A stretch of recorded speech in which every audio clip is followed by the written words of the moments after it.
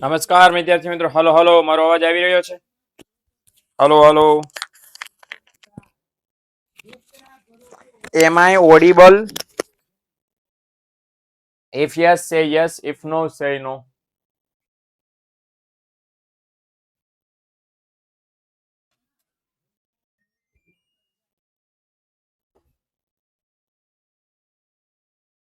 Hello hello hello hello.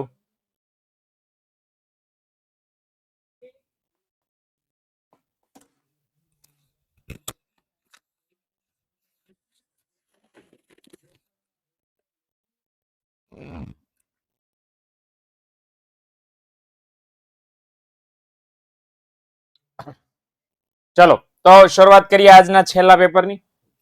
અને મને આશા છે કે છેલ્લું પેપર તમે શાંતિથી સોલ્વ કરવા દેશો અને તમે કરશો અને સરસ મજાના સવાલો જે પૂછવા લાયક છે એ જ પૂછશો. ઓકે, વિશ્વએ કીધું સર તે મારા સવાલનો જવાબ આપ્યો નથી, ઘણા બધાનો બાકી રહી ગયો છે. ગઈકાલથી હું થોડોક વ્યસ્ત છું એટલા માટે બરાબર ફોન જોઈ શકાયો નથી. એવું તો નથી ને કે જવાબ જોઈ લીધો, પ્રશ્ન જોઈ લીધો તો એટલે એવું બરાબર સવાલ નહીં જોયો હોય. એટલે બધું બાકી છે ખોળવાનું. વોટ્સઅપ હમણાં લેક્ચર પૂરો થાય આપણો એટલે હું જેના જેના સવાલ છે એને જવાબ આપી દઈશ. ઓકે,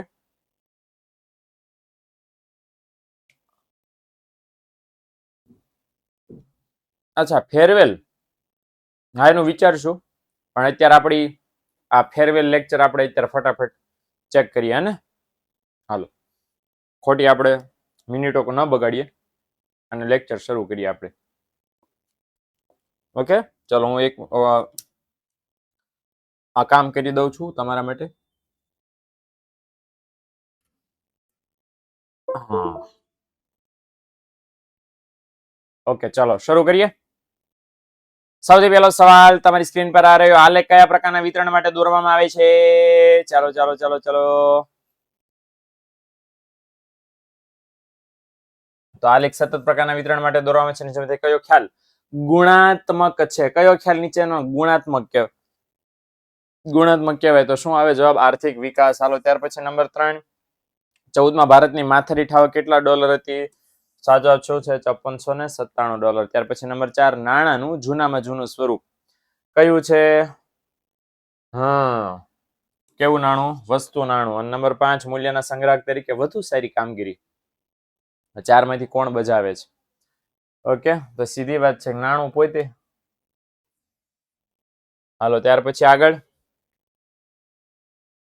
સંસ્કૃત ભાષા પ્રમાણે બેંક શબ્દનો મતલબ શું થાય? નાણાં પુરવઠો, મૂડી જથ્થો, મૂડીરોકાણ કે વ્યવસાય? યસ, શું જવાબ આવે? મૂડીનો જથ્થો. ત્યાર પછી Indian council of medical research છે ગામડામાં ખોરાકને ન્યૂનતમ કેલરી કેટલી કેલરી નક્કી કરી? કોની વાત કરી છે? ગ્રામ્ય ક્ષેત્રની.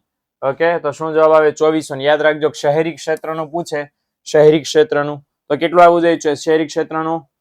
હા, હવે તૈયારી પૂરી લાગે છે. કોઈ કે 2000 લખ્યું છે, પહેલા 2000 ની 2100 આવે. હાલો ત્યાર પછી છે ભારતમાં વર્ષ 2014 થી 16 માં કુપોષિત વ્યક્તિની ટકાવારી કેટલી હતી? કુપોષિત વ્યક્તિઓ વસ્તીમાં કુલ કુપોષિત લોકોનું પ્રમાણ કેટલું હતું? એટલે એ કેમ લખે છે બધા? ઈ જ મને સમજાતું. આવો હેલો સવાલ ને કેમ ન આવડ્યું? 23.7% તો કોઈ જિંદગીમાં એવો આંકડો જ નથી આપણે. એટલે 15%. એકચ્યુઅલી આપણો જવાબ છે 15.2%. ઓલમોસ્ટ આ જવાબ છે 15.2%. સાચો જવાબ એવો છે. ચોપડીમાં આપ્યો છે ગરીબીના નિર્દેશકોમાં કુપોષણ વાળા મુદ્દામાં. એટલે 15.2% છે સાચો જવાબ, પણ એની નજીકનો જવાબ કયો છે? Option C. એટલા માટે આપણે ઓપ્શન સી એ પ્રમાણે કામ કરવાનું છે. ઓકે, હાલો ત્યાર પછી નંબર 9. ભારતમાં વધુ પડતા યાંત્રિકરણનો વિરોધ કઈ સમિતિએ કર્યો તો? બોલો. હા, અને બાય ધ વે એક સમિતિ નહોતી, બીજી સમિતિ ભગવતી સમિતિ અને વેંકટરામન સમિતિ. બરાબર ને? તો બે સમિતિએ વિરોધ કરેલો. તો નંબર 10. બેરોજગારીના પ્રકારો પૈકી નીચેના 4 માપદંડો કોણે નક્કી કર્યા? બેરોજગારી માપવાના 4 માપદંડો. યસ, ઓપ્શન એ રાજકૃષ્ણ સમિતિ. અને 2011-12 માં આ એમણે કામ કરેલું. પ્રચ્છન્ન બેરોજગારીની સીમાંત ઉત્પાદકતા કેટલી હોય છે? પ્રચ્છન્ન બેરોજગાર બરાબર કેવું કામ કરે? સરસ મજાનો. હા, શૂન્ય, 0, અંડા. ભારતમાં સૌપ્રથમ વસ્તી ગણતરી કોના દ્વારા કરવામાં આવી હતી? સૌથી પહેલા કોણે વસ્તી ગણી? ભારતમાં કોને ગણી? અરે વાહ, જમશેદજી ટાટા. ત્યાર પછી 1901 માં ભારતની કુલ વસ્તી કેટલી હતી? 1901 ની વાત કરી છે. કયા વર્ષની? 1901. જે મેં તમને આઈએમપી આંકડા YouTube માં આંકડા વાળો એક લેક્ચર તમારા માટે લઈને આવ્યો છું. કેટલાય જોયો? બોલો, કેટલાય જોયો લેક્ચર? ન જોઈ તો જોઈ લેજો. ગામ જોશે ને તમે રહી જાવ એવું ન બનવું જોઈએ. સ્પેશિયલ આંકડા વાળો લેક્ચર, બરાબર. આ ગયા સોમવારે જ લઈ ગયો તો, આ શુક્રવાર થઈ ગયો. એને લિંક નહીં આશો તો YouTube માં સર્ચ કરીને એલા ભાઈ આવી જશે. આમાં લિંક મારે તમને આપવાની. 2000 વિડીયો માંથી નહીં ગોતવો પડે. ગયા સોમવારનો જ આ લેક્ચર છે. જોઈ લો એટલે સામે ભટકાશે તમને આંકડાઓ લખ્યું જશે ઉપર મોટા અક્ષરે. હે ને? એટલે 23.8 કરોડ આપણો સાચો જવાબ છે. હાલો ત્યાર પછી આગળ, ભારતમાં જંતુનાશક દવાનો પ્રતિ હેક્ટર વપરાશ કેટલો છે? ભારતની વાત કરી છે. ભારતની ભાઈઓ બહેનો 0.5 કિલો. ઓકે, 500 ગ્રામ માંડ. 2013 માં ભારતમાં માથાદીઠ અનાજ પ્રાપ્તિ દૈનિક કેટલા ગ્રામ હતી? ઓકે, ભારતમાં લોકોને સરેરાશ કેટલું અનાજ મળતું હતું એ ખાસ આપણે લખવાનું છે. 2013 ની વાત કરી છે મિત્રો. 2013. હા, તો શું જવાબ આવવો જોઈએ? 511. બાય ધ વે 511 અત્યારે છે. પહેલા કેટલું હતું? તો પહેલા હતું 395 ગ્રામ. 395 માંથી અનાજની માથાદીઠ ઉપલબ્ધતા વધીને 511 ગ્રામ થઈ. ઓકે, હાલો. ત્યાર પછી નંબર 16, વેપાર દ્વારા શું થાય છે? વેપાર કરો શું થાય? આ ચાર માંથી બોલો. હાલો વાંચીને કયો જલ્દી. શું થાય વેપાર કરો તો? હા, મને લાગે અગાઉ સોલ્વ કરીને બેઠા છો, કારણ કે આટલું સ્પીડમાં તો શું આવે? ઉત્પાદનમાં વિવિધતા આવે. બાકી ઉત્પાદન પ્રક્રિયા ધીમી ન પડે, ગતિશીલતા વધે, ઉદ્યોગોની સંખ્યા પણ વધે, બધું થાય. એટલે સિમ્પલ ભાષામાં ઉત્પાદનમાં શું આવે? વિવિધતા આવે. અને ત્યાર પછી વાત કરીએ 17 નંબરની. 2005 માં ભારતના વિદેશ વેપારમાં શું નોંધપાત્ર ફેરફાર થયો છે? આવડા મોટા તમારે ઓપ્શન રાખવા પડે. અરે બાપ, આવડા મોટો ઓપ્શન આવે તો મુંજા નહીં કા નહીં, બરાબર ને? હાલો 17 માં. ઓહો, તો સાદી ભાષામાં જ્યાં પોઝિટિવ છે આપણે લખવાનું છે. તો જે પોઝિટિવ હોય આપણે સમજી લેવાનું. તો આપણે નીચે જઈએ. ભારતનો પરંપરાગત નિકાસમાં ફાળો વધ્યો? બિલકુલ નહીં. પરંપરાગત નહીં, બિન પરંપરાગત નિકાસમાં ફાળો વધ્યો એટલે ખોટું પડે.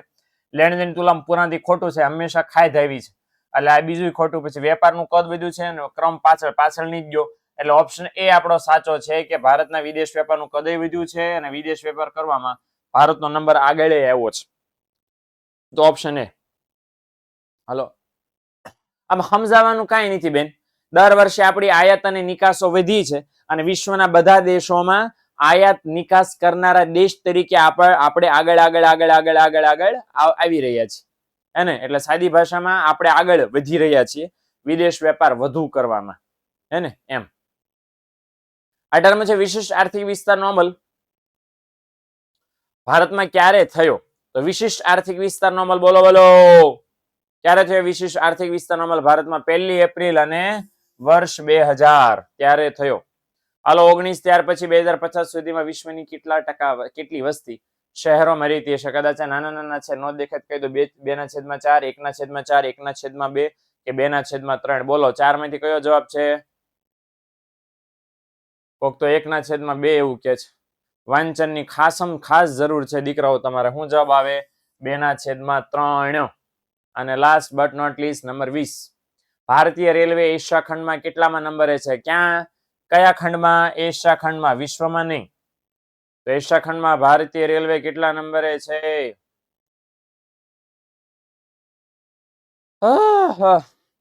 પહેલા નંબરે છે. કેટલામાં નંબરે? પહેલા નંબરે. ઉતાવળા બહુ. સી પણ હું સી? ચોથા નંબરે વિશ્વમાં લખ્યું હોય ને, વિશ્વમાં, તો ચોથા નંબરે હોય. આ એશિયા ખંડની વાત કરી છે, એમાં પહેલા નંબરે આવે. ઓકે, હાલો તો 20 MCQ ડન. આગળ વધીએ વિભાગ બી તરફ. વિભાગ બી નો પહેલો સવાલ 21 નંબરનો. CMIE એનું ફૂલ ફોર્મ છે, ખાસ જોઈ લો. તો CMIE નું ફૂલ ફોર્મ શું થાય? Centre for monitoring Indian economy. Okay, આનું ઉચ્ચારણ પણ લખશો તો પણ માર્ક્સ મળશે. સ્પેલિંગ નહીં આવડે તો પણ.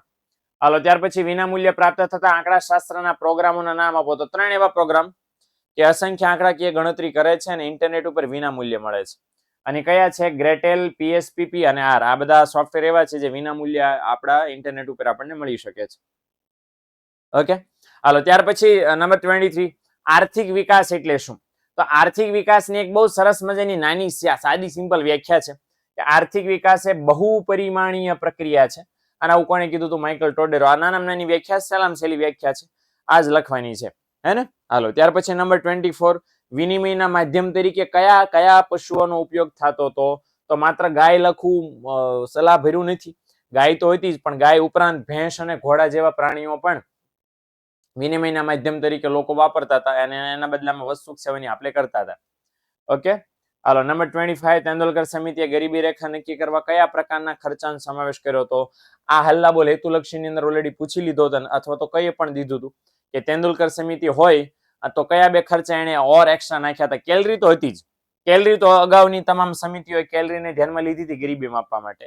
તેંડુલકર સમિતિએ ગરીબી ઉપરાંત શિક્ષણ અને સ્વાસ્થ્ય આ બે ખર્ચાઓનો પણ સમાવેશ ગરીબી માપતી વખતે કર્યો, હે ને? એટલે શિક્ષણ અને સ્વાસ્થ્ય આ બે પરિબળો છે, એનો જ એક માર્ક છે. આ બે શબ્દ હશે એનો જ એક માર્ક્સ. કેલરી લખ્યું હશે તો, કેલરી નહીં લખ્યું હોય તો ચાલે, પણ શિક્ષણ અને સ્વાસ્થ્ય ફરજિયાત છે, તો હોવા જ જોઈએ. ઓકે, ચાલો. હાલો ત્યાર પછી છે નંબર 26, ભારતમાં બેરોજગારીના પ્રમાણની માહિતી ક્યાંથી મળે છે? બહુ બધી જગ્યાએથી મળે છે. 4 કે 5 જેટલા સોર્સિસ છે. પહેલું છે આયોજન પંચ, બીજું છે CSO, ત્રીજું છે નેશનલ સેમ્પલ સર્વે, ચોથું છે રોજગાર વિનિમય કચેરી, પાંચમું વેંકટરામન સમિતિ, છઠ્ઠું ભગવતી સમિતિ. આ 6 જગ્યાએથી આપણને બેરોજગારીના પ્રમાણની માહિતી મળે. 6 એ 6 લખવા જરૂરી છે. ઓકે, હાલો ત્યાર પછી નંબર 27, પ્રધાનમંત્રી કૃષિ સિંચાઈ યોજનામાં કયું સૂત્ર આપવામાં આવ્યું છે? બહુ ફેમસ સૂત્ર છે, હર ખેત કો પાણી. બરાબર, આજ બ્લુ હે પાણી, પાણી હર ખેત કો પાણી. ઓકે, તો હર ખેત કો પાણી આ યોજનામાં સૂત્ર આપવામાં આવ્યું છે. બધી જ સમસ્યાના મૂળમાં કઈ સમસ્યા છે ભાઈઓ બહેનો? આપણને ખબર છે ભાઈઓ બહેનો, ભારત દેશ વસ્તીના મામલે નંબર 1 છે અને આ જ વસ્તી આપણી તમામ સમસ્યાઓનું કારણ છે. વસ્તી ભાઈઓ બહેનો, બસ થી લઈને બા સુધી, બાંકડા સુધી તમામે તમામ જગ્યાએ આપણને વસ્તી જોવા મળે છે. જ્યાં જ્યાં લાનીઓને ગળદી જોવા મળે છે. આ જ કારણ છે કે દરેક જગ્યાએ સમસ્યા જોવા મળે છે. માટે એ જ આપણો જવાબ છે. શું? વસ્તી નહીં, વસ્તી વધારો. જવાબ શું આવે? વસ્તી વધારો.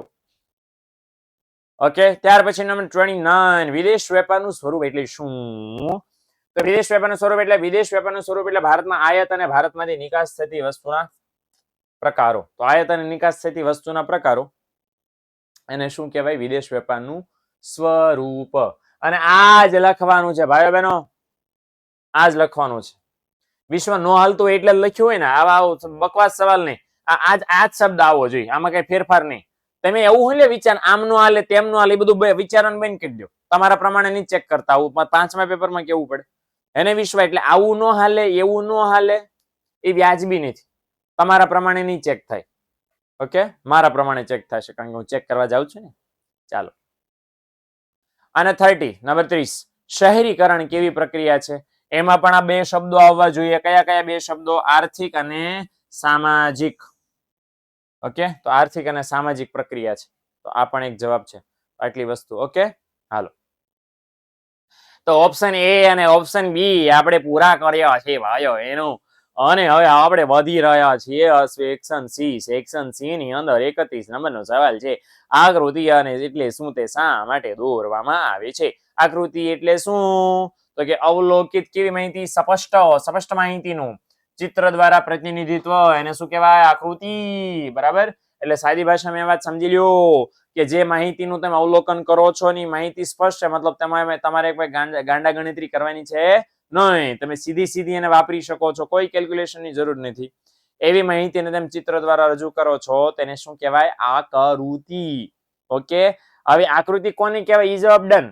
શા માટે દોરવામાં આવે છે? તો નંબર 1 લખ્યું છે અસતત પ્રકારની માહિતી માટે દોરવામાં આવે છે. નંબર 2, કોણ કોણ ઉપયોગ કરે છે આકૃતિનો? તો કે વિજ્ઞાપન કંપનીઓ શું લેવા? ગ્રાહકોમાં આકર્ષણ ઊભું કરવા કરે છે. સરકાર શું લેવા? માહિતી આપવા માટે કરે છે. સામાજિક સંસ્થાઓ શું લેવા? સમાજમાં જાગૃતતા ફેલાવવા માટે ઉપયોગ કરે છે. બરાબર. એટલે આ ત્રણેય પક્ષકારો વિજ્ઞાપન કંપની, સરકાર અને સામાજિક સંસ્થાઓ આકૃતિનો ઉપયોગ કરતા જોવા મળે છે. ઓકે, નંબર 32 સ્તંભાકૃતિ એટલે શું? એના પ્રકારો જણાવો. તો સ્તંભાકૃતિની વ્યાખ્યા કોઈ ચોપડીમાં આપી નથી, પણ આપણે ચોપડીમાં નથી, ચોપડીમાં પેલી લીટી લખી છે એ આપણે લખવાની થશે. શું લખવાની થશે? સ્તંભાકૃતિ કોઈ એક ચલના મૂલ્યની વિવિધ વિભાગો વચ્ચે શું દર્શાવે છે? વહેંચણી. બરાબર ને? પેલી એક તમે વાર્તા સરસ મજાની સાંભળી હશે. વાર્તા રે વાર્તા, બાબા ઢોર ચારતા, ચપટી બોર લાવતા, છોકરા સમજાવતા, એક છોકરો રીસાણો, કોઠી પાછળ વિસાણો, કોઠી પડી આડી, આરા માડી. આવી કરીને તો ભાઈઓ બહેનો જે માહિતી આપી છે, તો એ જે માહિતી આપી છે, માહિતીના મૂલ્યને અલગ અલગ સ્તંભો વચ્ચે વહેંચણી કરવાની. દરેક મૂલ્ય માટે એક એક સ્તંભ વહેંચવાનો. જેનું મૂલ્ય નાનું એને નીચો સ્તંભ, જેનું મૂલ્ય ઊંચો એનો મોટો સ્તંભ. આવી રીતે છે વહેંચણી દર્શાવે છે. ઓકે, અને એના 3 પ્રકારો છે. સ્તંભાકૃતિના કેટલા પ્રકારો? 3. સાદી સ્તંભાકૃતિ, પાસપાસીની સ્તંભાકૃતિ અને વિભાજિત સ્તંભાકૃતિ. ઓકે, એટલે 1 માર્ક્સ થશે વ્યાખ્યાનો અને 1 માર્ક્સ થશે એના 3 પ્રકારો. ભાઈઓ બહેનો, હે ને? મારા મમ્મી સાંભળે છે તો એવું કે છે, હા ને? હા, તો પછી તમારા જનરેશનની નથી, અમારા જનરેશનની છે. બરાબર. તમારે તો શું છે? Twinkle twinkle little star, how I wonder what you are. હે ને? તમારા જમાનાની આ સ્ટોરીઓ છે. બરાબર, તમારા જમાનાની. અમારા જમાનાની આ વાર્તા છે. પછી ઓલું પાણી મેં મછલી તડપ જાયગી, મર જાયગી, પેલા આવું જ હોય છે. અમારા જો આમ કોઠી પાછળ ભીસાણો, કોઠી પડી આડીને મારી મારીને પાડી, અને આવું કઈક. હાલો, નંબર 33 રાષ્ટ્રીય આવકની મર્યાદાઓ. હવે બાય ધ વે મેં અહીંયા ખાલી પોઈન્ટ્સ લખ્યા છે, પણ અહીંયા આપણને સમજાવવાનું કીધું છે. શું સમજાવવાનું કીધું છે? તો મર્યાદા સમજાવવાની છે. ચોપડી 3 આપી છે. 2 માર્ક્સમાં સવાલ પૂછો છે, એટલે 3 માંથી કોઈ પણ 2 મર્યાદા. Alpesh, where are you? ક્યાં ગયો? જ્યારે મને તો સમજો, હવે તો પાકું મનમાં બેસી ગયું છે કે જ્યારે એવું લખું કે કોઈ પણ, એટલે કોઈ પણ પછી 2 માર્ક નહીં સાંભળતા, કોઈ પણ પછી અલ્પેશ જ સાંભળે છે. બરાબર, કે કોઈ પણ 2 સમજાવવા. 3 માં કોઈ પણ 2 મુદ્દા સમજાવવાના છે. 2 ની 2 3 લીટી લખશો તો પણ 4 5 મેક્સિમમ 6 લીટી. એમાં તો જવાબ તમારો આરામથી આવી જવાનો છે. એને કઈ વધારે લાંબુ થવાનું નથી. 3 માંથી તમને જે ડાયા મુદ્દા લાગે કોઈ પણ 2 તમારે લખવાના થશે. ઓકે, હાલો. ત્યાર પછી છે નાણાંનું વિનિમયના માધ્યમ તરીકેનું કામ, કે નાણાંને લીધે વસ્તુ સેવાનો વિનિમય શક્ય બને છે, અને વસ્તુ સેવાનો વિનિમય કરવા માટે નાણું ઉપયોગી બને છે. ઓકે, કઈ રીતે? હવે જરાક સમજી લો. તો નાણાંનું સૌથી અગત્યનું કામ વિનિમયના માધ્યમ તરીકેનું છે, અને એની અંદર આપણને ખાસ અહીં કીધું છે કે નાણું આપણા આર્થિક વ્યવહારોને સરળ બનાવે છે, અને વસ્તુ વિનિમય પ્રથામાં જરૂરિયાતોનો પરસ્પર મેળ બેસવામાં જે તકલીફ પડતી તેનો ઉકેલ આવે છે. જો શું આપણને વાત કરી કે નાણાંનો ફાયદો શું છે? કે આર્થિક વ્યવહારોને સરળ બનાવે છે નાણું. અને શા માટે સરળ બનાવે છે? કારણ કે તમારી પાસે નાણાં છે, એની સામેવાળાની જરૂર છે, સામેવાળા પાસે નાણાં છે, તમને જરૂર છે. એવું કોઈ દી જિંદગીમાં બન્યું? રોડ ઉપર તેમ હાલ્યા જાવ છો, નોટનો ઢગલો પડ્યો ન હોય બાય ધ વે, પણ માની લો એકાદી નોટ પડી છે ને તમે એમને ઇગ્નોર કરી દો, ના રે ના. જેટલી નોટ મોટી એટલી આપણી આંખો મોટી થાય. આ લાલચ, આહા લાપા લાપા એમ કરીને લબકાવી લ્યો તમે, હે ને? ડાયરેક્ટ. અચ્છા, કોઈ એવી રીતે માની લો કે પડેલી નોટ તો ન લેવાય, ચાલો, એ તો કોઈની હોય, રામ જાણે. પણ માની લો કે કોઈ એવું વેચવા બેસે, નોટ વેચવાની આપવા બેસે, કે જે મારી પાસે આવશે 200 રૂપિયા, 200 ના 200 આમ કરીને 200 રૂપિયા 2 નોટું તમને વહેંચવામાં આવે, તો તમે લ્યો કે ન લ્યો? બોલો, લ્યો. કેટલા લોકો લેશે 200 રૂપિયા નોટ? જેને જોઈતી હોય એ આપજો. બરાબર, એમને તમારી પાસેથી કાંઈ બદલામાં માંગવામાં નહીં આવે, બસ ખાલી વેચવા બેઠા છે. ખબર છે ઓલા ગામમાં કોઈ એક્સપાયર થઈ જાય ને, તો એને 12મા કે 13મા દિવસે પેલી ચોકલેટ્સ વેચે, પુણ્ય કરે. એમ નાના છોકરાઓને ચોકલેટ્સ એવું વેચે. જયારે ચોકલેટ છોકરાને વેચે, છોકરા પાસે કઈ લે નહીં બદલામાં, હે ને? અપેક્ષા ન હોય કે ભાઈ બદલામાં કઈક મને આપશે. સેમ સિમિલર કન્ડિશનમાં બધાને 200 રૂપિયાની નોટ. એટલે આ તો કે જોઈએ છે. હા, સાના માના કોમેન્ટ. આ તો મારે તો એમ ન કે હદ માર્યો, મારે એમ કે કોમેન્ટ માર્યો. એટલે ભાઈ 200 રૂપિયા શા માટે આપણે લઈ લેવા છે? કેમ નાની પાડવી? કારણ કે આપણને ખબર છે કે એનો ઉપયોગ અન્ય જરૂરિયાત સંતોષવા માટે કરી શકો. હવે સિમિલર હું તમને 200 રૂપિયાની 2 નોટના બદલે એમ કહી દઉં કે ભાઈ 2 તમને મોટા મોટા નળિયા આપું, કેટલા જણા લે? નળિયા જોઈએ ને? જીગો કે લઈ લો, મૂકવા નથી થતું. મફતમાં મળે મુકાતું હોય છે મારા દીકરાઓ. આ ગુજરાતીઓનું કોઈ પોગે? અલા લુખેશ, પણ કઈક હદ હોય. તમારે મફત નું લડી લે, હા કે લઈ લો કે જીગાય આમ ઓન ધ સ્પોટ કે આપો. હવા ફૂંક મારશો ને તો માણા ઉભા છે એટલે ફૂંક માર એટલે ગરમી થાય છે. તમે આમ ફૂંકે મારો ને મફતમાં, અરે હા તમારે એટલે ઇન શોર્ટ હા બરાબર. પણ આમાં ઓલમોસ્ટ જેટલી રૂપિયામાં હા આવી હતી એટલી આમાં નો આવી હે ને. રીઝન શું છે કે પૈસા આપીને તમે બીજું કઈ ખરીદી શકતા હતા, નળિયાનું શું કરશું બરાબર. નળિયાનું વધીને એકાદો તમને કઈક એવો પપ્પુ યુઝ આવડતો હશે તો એ યુઝ કરશો, બાકી તો શું યુઝ થશે. એટલે મોટા ભાગના ને રસ નહીં રહે, પૈસામાં બધાને રસ હતો. એટલે સિમ્પલી આ વસ્તુ સમજવાનું, નાણું કેમ વ્યવહારોને સરળ બનાવે, કારણ કે નાણાં દ્વારા વસ્તુ સેવા, નાણું બધાને જોતું હોય છે અને એટલા માટે નાણાં દ્વારા વિનિમય પોસિબલ છે. તો વસ્તુ વિનિમય પ્રથામાં જે મુશ્કેલી પડતી હતી કે મારી પાસે જે વસ્તુ છે એની જરૂરિયાત સામેવાળા ન હોય, સામેવાળા પાસે વસ્તુ છે એની જરૂરિયાત મને ન હોય હે ને. એટલે આ વસ્તુ ખાસ ધ્યાનમાં રાખવાની. હવે જો કઈ રીતે કામ થાય, ખેડૂત છે પોતાની પાસે જે વસ્તુ છે ઘઉં એ આપીને નાણાં મેળવે, નાણાંનો ઉપયોગ કરીને પછી અન્ય તમામ જરૂરિયાતો સંતોષી શકે છે. અચ્છા, વર્તમાનમાં તો જરૂરિયાત સંતોષી શકે, ભવિષ્યમાં પણ જરૂરિયાત છે સંતોષી શકે. ઓકે, એટલે વસ્તુ વેચીને નાણાં એકવાર તમને મળી જાય પછી નાણાંનો ઉપયોગ કરીને કોઈ પણ જરૂરિયાતો તમે તમારી છે એ સંતોષી શકો છો હે ને. હાલો, ત્યાર પછી નંબર 35, સાટા પ્રથા શા માટે મર્યાદા વાળી બની? જરાક ઉભા રહેજો, ખમજો, શાંતિ રાખજો. ઓકે, શું એટલા માટે કારણ કે ઓલી 3 મર્યાદાઓ જે તમે ઝીકી નાખવાના હો તો એ નથી. શું લખ્યું છે સાટા પ્રથાની મર્યાદાઓ સમજાવો એમ? ના રે ના, અહીંયા લખ્યું છે કે સાટા પ્રથા શા માટે મર્યાદા વાળી બની.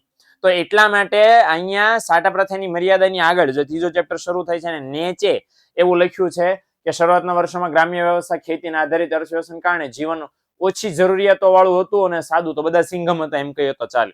કેમ સિંઘમ હતા બધા? કારણ કે સિંઘમનો એક ડાયલોગ છે બરાબર. સિંઘમ જે ઓરિજિનલ સિંઘમ પિક્ચર હતી ને અજય દેવગણ વાળી, પેલી ગોવા વાળી, અને એમાં સિંઘમ એવો બરાબર સરસ મજાનો ડાયલોગ મારે છે કે મેરી જરૂરતે કમ હૈ इसलिए मेरे जमीर में दम है. બરાબર, મતલબ જરૂરિયાતો લોકોની ઓછી હતી એટલે બહુ સાદું જીવતા હતા. આ માથાકૂટ વગરનું કામ, એ શાંતિ વાળું કામ, સરસ મજાનું.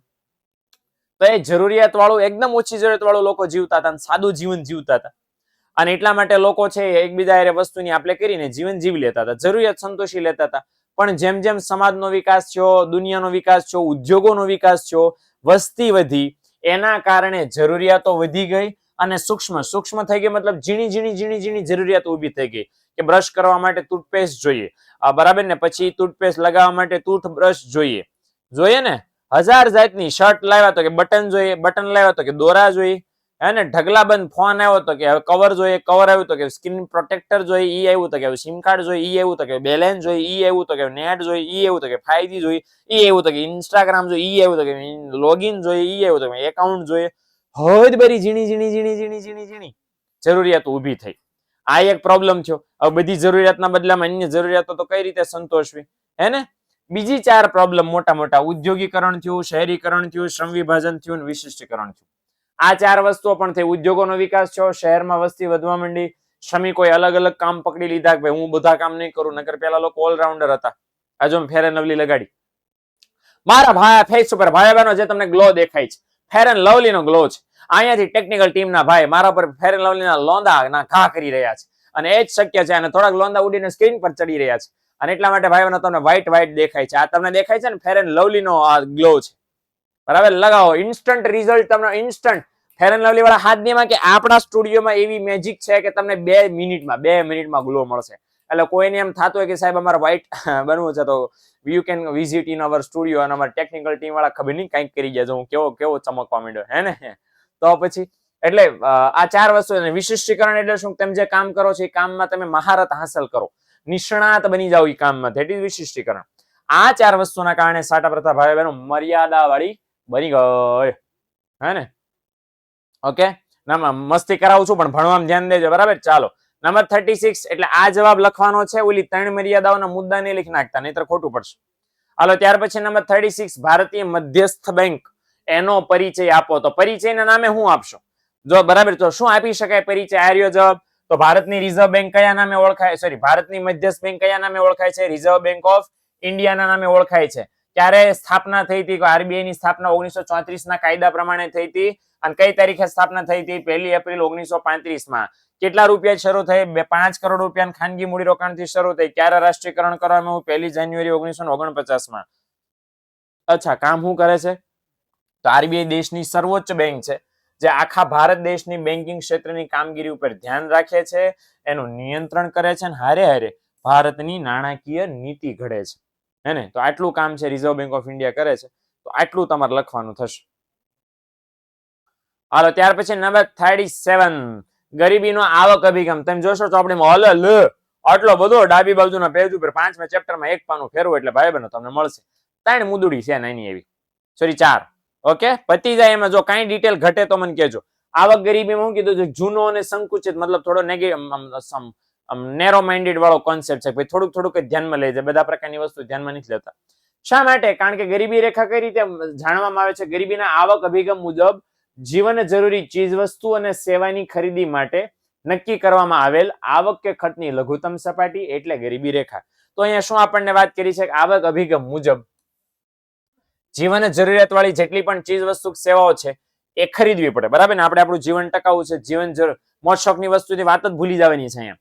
પણ આપણે આપણું જીવન ટકાવવા માટે જેટલી પણ વસ્તુ સેવાની ખરીદી કરવી પડે, મિનિમમ, કે ભાઈ મિનિમમ આટલું તો જોશે જ. એ જે મિનિમમ એટલું જોઈએ એ ખરીદવા માટે તમારે ઓછામાં ઓછા કેટલા રૂપિયા ખર્ચ કરવાના અથવા તો ઓછામાં ઓછા કેટલા રૂપિયા આવક મેળવવાની, એ સપાટી, એ લેવલને શું કહેવાય? ગરીબી રેખા. સપોઝ હું એમ કહું મારે મહિનો છે જીવવું છે, મારું જીવન ટકાવવું છે સાદાઈથી, એકદમ સાદાઈથી, ઓછામાં ઓછી જરૂરિયાતો મેળવીને મહિનો, તો મિનિમમ મારે કેટલા રૂપિયા કમાવાના? સપોઝ હું એમ કહું કે 1200 રૂપિયા. આ 1200 રૂપિયાની ગરીબી રેખા કહેવાય. અચ્છા, હું 1200 રૂપિયા પણ ન કમાઈ શકું તો હું ગરીબ કહેવાય. 1200 રૂપિયા કરતા વધારે કમાવતો તો ગરીબ કહેવાય નહીં.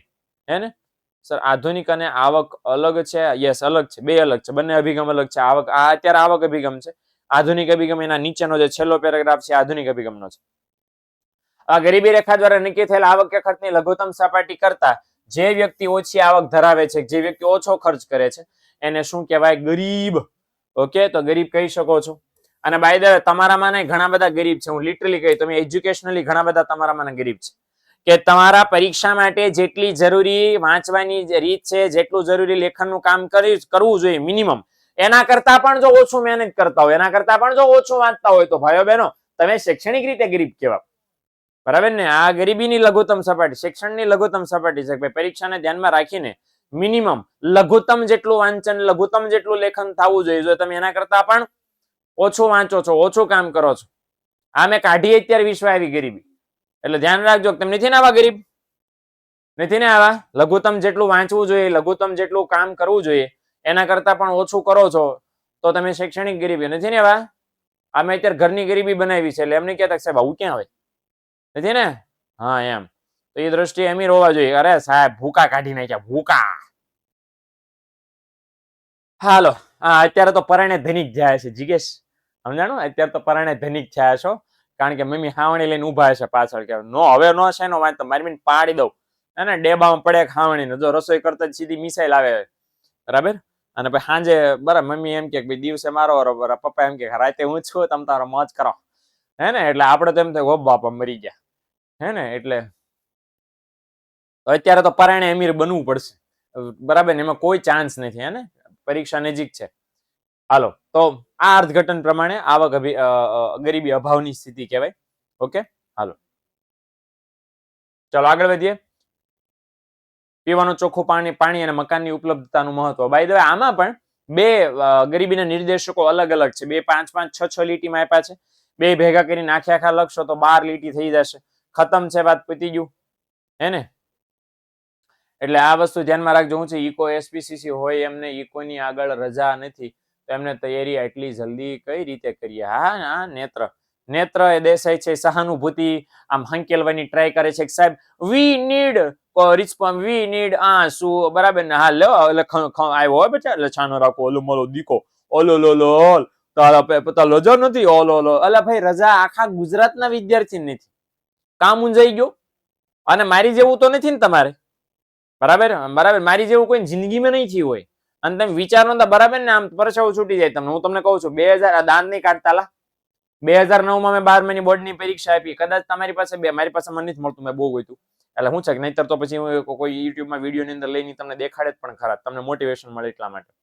2009 નું અમે એવા સ્ટુડન્ટ હતા કે ભાઈ 2009 માં અમને એસપી ની જગ્યાએ ઇતિહાસ ભણાવવામાં આવેલો. એટલા માટે કારણ કે ઇતિહાસ વાળા કોઈ સર નહોતા અને કમ્પ્યુટર સ્કૂલમાં હતા નહીં. કમ્પ્યુટર વાળા સર નહોતા એવું નહોતું, કમ્પ્યુટર નહોતા, સર હતા. એટલે સર કમ્પ્યુટર વાળા સર હતા પણ કમ્પ્યુટર નહોતા. સમજાય છે મારી વાત? હા, અને એસપી લઈ શકાય એમ હતું પણ એસપી ભણાવવાળા સર નહોતા, હે ને? એટલે જ્યાં ભેંસ હતી ત્યાં ગમાણ નહોતી, અને જ્યાં ગમાણ હતી ત્યાં ભેંસ નહોતી, અને અમે વચ્ચે વાળામાં બારણા ઉપર ઉભા હતા. હવે અમારે શું કરવું? બરાબર. ઓલા એમ કેતા હતા, કમ્પ્યુટર વાળા એમ કેતા હતા જગા હે, અને એસપીસીસી વાળા શું કેતા જગા નહીં હે. ઓલા કે જગા હે, જગા નહીં હે. આવું અમારું આમ થતું. હવે કાંઈ ટેન્શન નહીં, પણ ઇતિહાસ ભણાવવાળા સર સરસ હતા, એટલે મસ્ત મજા આવી ગઈ ઇતિહાસ ભણવામાં. તો ઇતિહાસ ભણવામાં મજા આવી ગઈ, પણ લોચો ક્યાં પડ્યો? બોર્ડની રસીદ આવી. અત્યારે તમારી રસીદ ઓલરેડી ડાઉનલોડ કરી રહ્યા છે સ્કૂલો વાળા બધા, અને 2, 3, 4, 5 દિવસની અંદર તમારા સુધી પહોંચાડતી કરશે લોકો સહી સિક્કા વેરીફાઈ કરીને. તો હોલ ટિકિટ આવી, અને અમારી હોલ ટિકિટ આવી એટલે ધડામ દઈને જે ખતરનાક વિસ્ફોટ થયો હોલ ટિકિટમાં. શું થયું કે એક દિવસે અમારા 2 બોર્ડના પેપર, સવારના ટાઈમે 10 થી 1 ઇતિહાસનું પેપર, અને બપોરના ટાઈમે 3 થી 6 આંકડા શાસ્ત્રનું પેપર. બોલો, એટલે નેત્ર બેટા આવું તો નથી ને? હવારે આનું ને હવારે એસપી નું બપોર ઇકોનું એવું નથી ને? એટલે એક દિવસમાં તમારે 6 કલાક લખવાનું, એક દિવસમાં તમારે 2 વિષયની તૈયારી કરવાની, અને ઇતિહાસ તમે બધું કામ કરીને જાઓ, પછી આંકડા શાસ્ત્રની તૈયારી કરવા માટે તમારી પાસે ટાઈમ કેટલો ગયો? સમજણ પડી? એટલે આ વસ્તુ ધ્યાનમાં રાખજો. અને બાય ધ વે 1 વાગ્યે પેપર પૂરું થાય, પણ 1 વાગ્યાથી લઈ અને 1:15 છૂટે. 10માનો તમને અનુભવ હશે જ, હે ને? એટલે આ વસ્તુ ખાસ ધ્યાન રાખ. તમારી હાલત બગડી ગઈ છે? ના, બિલકુલ નહીં બેટા. સનના એ જ ઉદાહરણ આપું છું કે તમને હું છે ઘડીકમાં આમ પરસેવો છૂટી જાય છે. બિલકુલ નહીં બગડેલી હાલ. એટલે જો મેં દઈ દીધી પરીક્ષા, એકમાં 84 આવ્યા, બીજામાં 80 આવ્યા. બરાબર. ઇતિહાસમાં 84 આવ્યા, આંકડા શાસ્ત્રમાં થોડુંક આપણું કામકાજ ઢીલું. બરાબર. એટલે તો આંકડા શાસ્ત્ર નહીં જ ભણાવતો, નહીતર તો એકાઉન્ટ નો ભણાવતો, હે ને? એટલે એમાં 80 આવ્યા.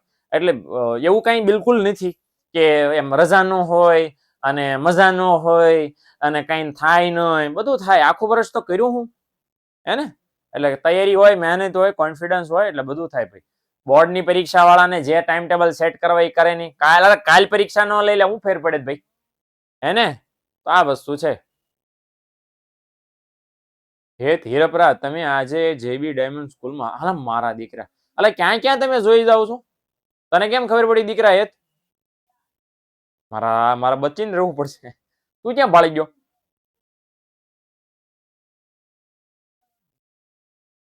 બોલો લ્યો. હું પણ ત્યાં જ ભણું છું, ઓકે, પણ ત્યારે કેમ્પસમાં કોઈ છોકરા હતા નહીં. મારા દીકરા ગજબ છે. આ ગમે ત્યાંથી આ ગમે ને પકડી પાડે છે. જ્યાં જાવ ત્યાં કઈ એવું નથી થતું. અરે હાલો, કઈ વાંધો નહીં. આપણે બેક ટુ ધ ટોપિક. તો આ ધ્યાન રાખો ને નીતરા, ટેન્શન નહીં લેવાનું, વાંચવા માંડવાનું, છાનવાનું, ફરિયાદો કર્યા વગર, એટલે બધું થઈ જાય. ઉપર વાળો બેઠો છે ને, આપણું ટેન્શન લેવા, આપણે ટેન્શન નહીં લેવાનું. બરાબર. આપણે વાંચ નાખશું ને, ભગવાનને વિચાર, હળો આ એટલું બધું વાંચે છે, મારા કંઈક મગજમાં નાખાવું તો પડશે ને. આટલું બધું વાંચે મગજમાં હું નહીં નખાવું તો ભગવાનને ટેન્શન થાય. એટલે ટેન્શન દેને કા લેને કા નહીં अपन को. આપણે વાંચ્યા કરવાનું, હે ને? એટલે ભગવાન પછી ક્યાં જશે? ભગવાનને યાદ તો કરવો પડશે ને. ઓકે, હાલો. તો પીવાનું સ્વચ્છ પાણી અને મકાનની ઉપલબ્ધતાના મહત્વની વાત કરીએ તો 2 નિર્દેશકો આપણે એક સાથે સમજાવવાના છે, હે ને? એટલે આ વસ્તુનું ધ્યાન રાખવું કે જનસમૂહનું સ્વાસ્થ્ય સૌથી વધુ સુરક્ષિત પીવાલાયક પાણી અને સ્વચ્છતાની સગવડ સાથે સંકળાયેલું છે. દૂષિત પાણી, શુદ્ધ અને પૌષ્ટિક ખોરાકનો અભાવ અનેક રોગોનું કારણ બને છે. અને ગરીબી નિર્દેશક તરીકે રહેઠાણ અને સ્વરૂપ એક મહત્વનું નિર્દેશક છે. રહેઠાણની વાત કરી છે કે માનવીની પ્રાથમિક જરૂરિયાત છે, અને રહેઠાણ મળે તો કેવું મળે છે એના ઉપરથી ગરીબીનું ધોરણ તમે નક્કી કરી શકો છો. આટલું જ જવાબની અંદર લખવાનું છે. થઈ ગઈ ને 4 લીટી? ડન. એટલે 2 માંથી 2 માર્ક્સ ઓબ્વિયસલી મળવાના છે. ભગવાન મગજમાં રહે છે, ભગવાન બધા આખા શરીરમાં રહે છે બેટા. ઓકે, કઈ દુનિયામાંથી આવો છો? ભારતમાંથી ને? તો એ સાંભળ્યું હશે ભગવાન સર્વત્ર છે. નંબર 39. ઓકે, હાલો. ભારતમાં બેરોજગારીની સમસ્યા માટે બચત અને મૂડીરોકાણનો નીચો દર જવાબદાર છે. એટલે ભારતમાં બેરોજગારીની સમસ્યા માટે બચત અને મૂડીરોકાણ નીચું થાય છે. શા માટે નીચું થાય છે એ જરાક આપણે સમજવા જેવું છે. તો બેરોજગારી ઉદ્ભવના કારણની અંદર આપણે સમજીએ છીએ કે આયોજનના સમયમાં રાષ્ટ્રીયમાં વધારો થયો છે, પણ સાથે સાથે વસ્તી પણ ઝડપથી વધી છે, અને એના કારણે માથાદીઠ આવક ભારત દેશના લોકોની કેવી છે? સાવ નીચી. માથાદીઠ આવક બહુ ઓછી છે ભારત દેશ. $5497 કઈ નો કહેવાય અન્ય દેશોની કમ્પેરિઝનમાં. એના કારણે પરિણામ શું આવે છે? ભારત દેશમાં વસ્તી ઘણી બધી બોજારૂપ વસ્તી છે. બોજારૂપ વસ્તી એટલે શું? ફેમિલીમાં એક વ્યક્તિ કમાનાર હોય, બાકીના બધા એ કમાણીમાંથી ખાનાર હોય. એટલે 6 માની લો 5 જણા કુટુંબ છે તો એક વ્યક્તિ છે કમાતા હોય અને એમાંથી જ બાકીના સભ્યોનું ભરણ પોષણ ચાલતું હોય. આ રીતનું કામ હોય છે. આ જે વસ્તી છે એના નિભાવ પાછળ જે ખર્ચ થાય છે એના કારણે બચત અને નીચી માથાદીઠ આવક, મૂડીરોકાણનો દર નીચો હોવાથી ખેતી ક્ષેત્ર, ઉદ્યોગ ક્ષેત્ર, નાના ક્ષેત્રમાં પૂરતા પ્રમાણમાં નવી રોજગારીની તક ઊભી કરી શકાતી નથી. લોચો ક્યાં છે? જે વ્યક્તિ કમાય છે એની બધી કમાણી કુટુંબના ભરણ પોષણ પાછળ, એના સારવાર પાછળ, એના ખર્ચ પાછળ વપરાઈ જાય છે. મૂડીરોકાણ કરવા માટે, બચત કરવા માટે નાણાં વધતા જ નથી. હે ને? વધતા નથી એટલે ઉદ્યોગો મૂડીરોકાણ થતું નથી, નવા ઉદ્યોગની સ્થાપના નથી થતી, પરિણામે બેરોજગારીમાં વધારો થાય છે. હે ને? એટલે આ વસ્તુ ખાસ ધ્યાનમાં રાખજો. ઓકે, એટલે આ એટલું સમજાવવાનું થશે. નંબર 40, કયા વર્ષને મહાન વિભાજક વર્ષ તરીકે ઓળખવામાં આવે છે? શા માટે? એક માર્ક આ કયા વર્ષ છે, બીજો એક માર્ક શા માટે કારણનો છે. બરાબર, તો આ એક માર્ક લખ્યું છે 1921 ના વર્ષને મહાન વિભાજક વર્ષ કહેવાય. શા માટે? તો કારણ આ છે, એક વાર દુષ્કાળ પડ્યો ને એટલે અલગ અલગ રોગો થયા, કોલેરા, પ્લેગ, ક્ષય, મલેરિયા, ઇન્ફ્લુએન્ઝા, આ બધા રોગો થયા. આના ઊંચા પ્રમાણના કારણે મરણ એટલે મૃત્યુ દર છે ઊંચો રહેવા પામ્યો. 1921 નું એકમાત્ર એવું વર્ષ હતું જેને બાદ કરતા પછીના દરેક વર્ષોમાં ભારતમાં વસ્તી વૃદ્ધિનો દર છે ઊંચો રહેવા પામ્યો છે. એટલે એકમાત્ર એવું વર્ષ હતું 1921 નું. ત્યાર પછી તમામ વર્ષે વસ્તી વધી છે અને એટલા માટે 1921 ના વર્ષને મહાન વિભાજક વર્ષ તરીકે આપણે ઓળખી શકીએ છીએ. ઓકે, તો આટલું જ લખવાનું છે. જેટલું હું કહું છું આટલું જ લખજો. અને જાજુ લખશો તો તમારો સમય ઘટશે પેપરમાં. હાલો, નંબર 42, ત્યાર પછી વિદેશ વેપારમાં સાધનોની ભૌગોલિક અને વ્યાવસાયિક ગતિશીલતા ઓછી હોય છે. આ વિધાન સમજાવવાનું છે. તો બીજું આપણે કઈ નથી કરવાનું. ઉત્પાદનના જે 4 સાધનો છે ને એ 4 સાધનોની જ વિશિષ્ટ રજૂઆત અહીં કરી નાખવાની છે. હવે કયા કયા 4 સાધનોની રજૂઆત કરી નાખવાની છે? તો જો ફટાફટ સમજી લઈએ. નીતિ વિષયક અને સામાજિક કારણોને લીધે કોઈની વાત કરી છે? સૌથી પહેલા શ્રમની. તો શ્રમ કેવો હોય છે? ઓછો ગતિશીલ. કેવો હોય છે શ્રમ? ઓછા ગતિશીલ રહેતા હે ભાઈઓ બહેનો. એને ઓછો ગતિશીલ હોય છે. ઉપરાંત લખ્યું છે કેટલીક મૂડી સ્થાયી અને જંગી હોય છે. જંગી ઇટ મીન્સ કે બહુ મોટી. જંગ લાગી જાય એટલે કાટ લાગી જાય એવી નહીં. જંગી ઇટ મીન્સ કે બહુ મોટા પ્રમાણમાં. મોટી એટલે હાથી જેવડી નહીં. અમાઉન્ટ બહુ ઝાઝી હોય, બહુ ઝાઝી રકમ હોય. 2 કરોડ, 5 કરોડ, 3 કરોડ, 4 કરોડ એમ ન હોય. 7,000 કરોડ, 8,000 કરોડ, 32,000 કરોડ, 28,000 કરોડ, 32,500 કરોડ, આવા આંકડા હોય. અને એટલા માટે એની ગતિશીલતા પર ક્યારેક ક્યારેક હું મૂકવામાં આવ્યો છે પ્રતિબંધ. ગમીને ઝીકમ ઝીક તેમ ન બોલાવી શકો. અમેરિકામાં, ભારતમાં ગમી ક્ષેત્રમાં રોકાણ ન થાય. ભારત સરકાર પાસે પરમિશન માંગવે નહીં, આપે તો મૂડી રોકાણ થાય, નહીતર નહીં. બધા દેશમાં સેમ, ભારત માટે વિદેશમાં લાગુ પડે. એટલે મૂડી છે એની પણ ગતિશીલતા કેવી હોય છે? ઓછી. લખ્યું નથી પણ હું લખી નાખું છું. મૂડીની ગતિશીલતા કેવી હોય? ઓછી. નિયોજક પણ શ્રમની જેમ કેવા હોય છે? ઓછા ગતિશીલ હોય છે. બરાબર, નિયોજન શક્તિ જે છે, આ નિયોજક નહીં, હું નિયોજન શક્તિ લખી નાખું છું એટલે તમે મારી અણી ન કાઢો. તો નિયોજન શક્તિ છે એટલે કે નિયોજકો એ પણ શ્રમની જેમ જ ઓછા ગતિશીલ હોય. પણ અત્યારે બહુ એક પોઝિટિવ ચેન્જ આવ્યો છે કે નિયોજન શક્તિ આજના સમયમાં વધારે શું બની છે? વધુ ગતિશીલ બની છે. સામે પક્ષે એવું કહેવામાં આવ્યું છે કે જમીન તો એની ભૌગોલિક ગતિશીલતા કેવી છે? શૂન્ય. એને એક જગ્યાએ બીજી જગ્યાએ ફેરવી શકાતી નથી. 3 એવા સવાલ કે જે આપણને મૂંઝવનારા છે. એ 3 નહીં, 2 એવા સવાલ. એટલે હું તમને ખાસ કહી દઉં. આમ તો 3 સવાલ કાઢી દઉં અને 3 સવાલના જવાબ અત્યારે આપી દઉં છું. હવે કોઈ મને ન પૂછે. આ યાદ રાખી લેજો. પહેલો સવાલ એવું તમને પૂછે કે નીચેનામાંથી કયા સાધનની ગતિશીલતા સૌથી ઓછી છે? તો ભાઈ આમાં 3 જવાબ તમે માન્ય રાખવા પડે: જમીન, મૂડી અને શ્રમ. ઓકે, 3. હવે 3 જે બુકમાં જવાબ બરાબર ગમી આપ્યો હોય, બુકમાં તો જવાબ જ નથી આપ્યો, એમાં તો ખાલી સવાલ જ આપ્યો છે. નવી બુકમાં સવાલ નથી, એ નીકળી ગયો છે. આપણે મતલબ એ સિલેબસમાંથી કાઢી નાખ્યો છે, કોન્ટેક્સ્ટમાંથી કાઢી નાખ્યો, કારણ કે કોન્ટ્રોવર્શિયલ એ સવાલ છે. કોન્ટ્રોવર્શિયલ એટલા માટે છે કારણ કે મૂડી પણ આવી શકે, કારણ કે ઓછી ગતિ, શ્રમ પણ ઓછો ગતિશીલ તેમ લખ્યું છે, અને જમીનની તો શૂન્ય છે જ. અને તેમ કહે જમીનને તો 0 લખ્યું, તો મૂડીનો શ્રમ તો આવે જ. એટલે બેમાંથી મૂડી કે શ્રમ બેમાંથી કોઈ પણ એક જવાબ લખશો, સાચો જવાબ આપવો પડશે. અચ્છા, એવું પૂછે કે કયા ઉત્પાદનના સાધનની ગતિશીલતામાં વધારો થયો છે? આ રહ્યો જવાબ, નિયોજન શક્તિ. અને ઉત્પાદનના કયા સાધનની ભૌગોલિક ગતિશીલતા શૂન્ય છે?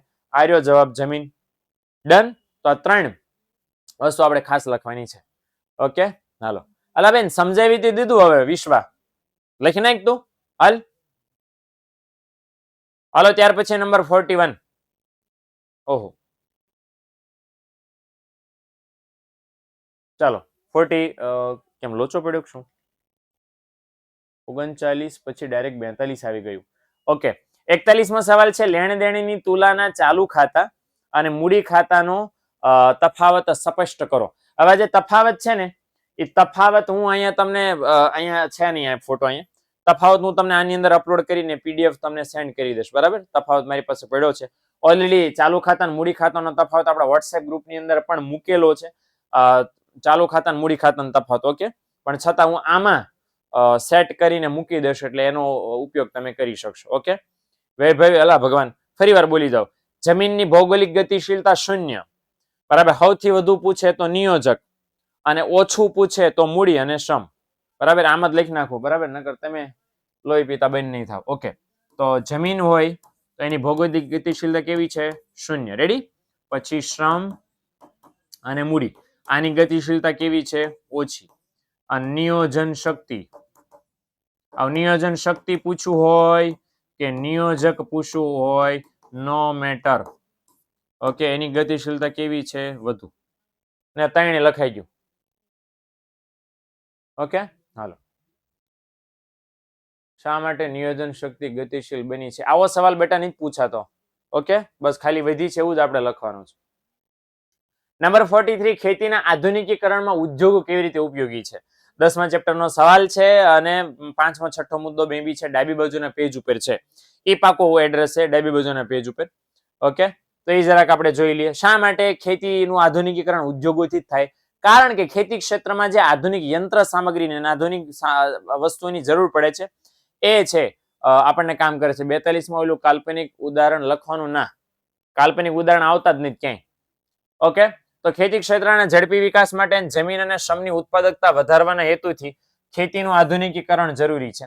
હવે ખાસ અહીંયા સમજી લો શું કઈ રીતે ખેતીનું આધુનિકીકરણ ઉદ્યોગો કરે. તો ઉદ્યોગો છે એ નવી નવી ટેકનોલોજીની મદદ ખેતીને પૂરી પાડે છે. કઈ રીતે? ટ્રેક્ટર, થ્રેસર, સબમર્સિબલ પંપ, જંતુનાશક દવા છાંટવાના યંત્રો, આધુનિક સાધનો તમે પૂરા પાડી શકો. ઉદ્યોગ ક્ષેત્રે બીજું કઈ કઈ તમે આપી શકો? રાસાયણિક ખાતર, જંતુનાશક દવા, આ બધાનું પણ તમે ઉત્પાદન કરી શકો છો. એટલે આ બધાનું ઉત્પાદન કોણ કરે છે? ઉદ્યોગ ક્ષેત્ર. કોના માટે કરે છે? ખેતી ક્ષેત્ર માટે કરે છે, હે ને?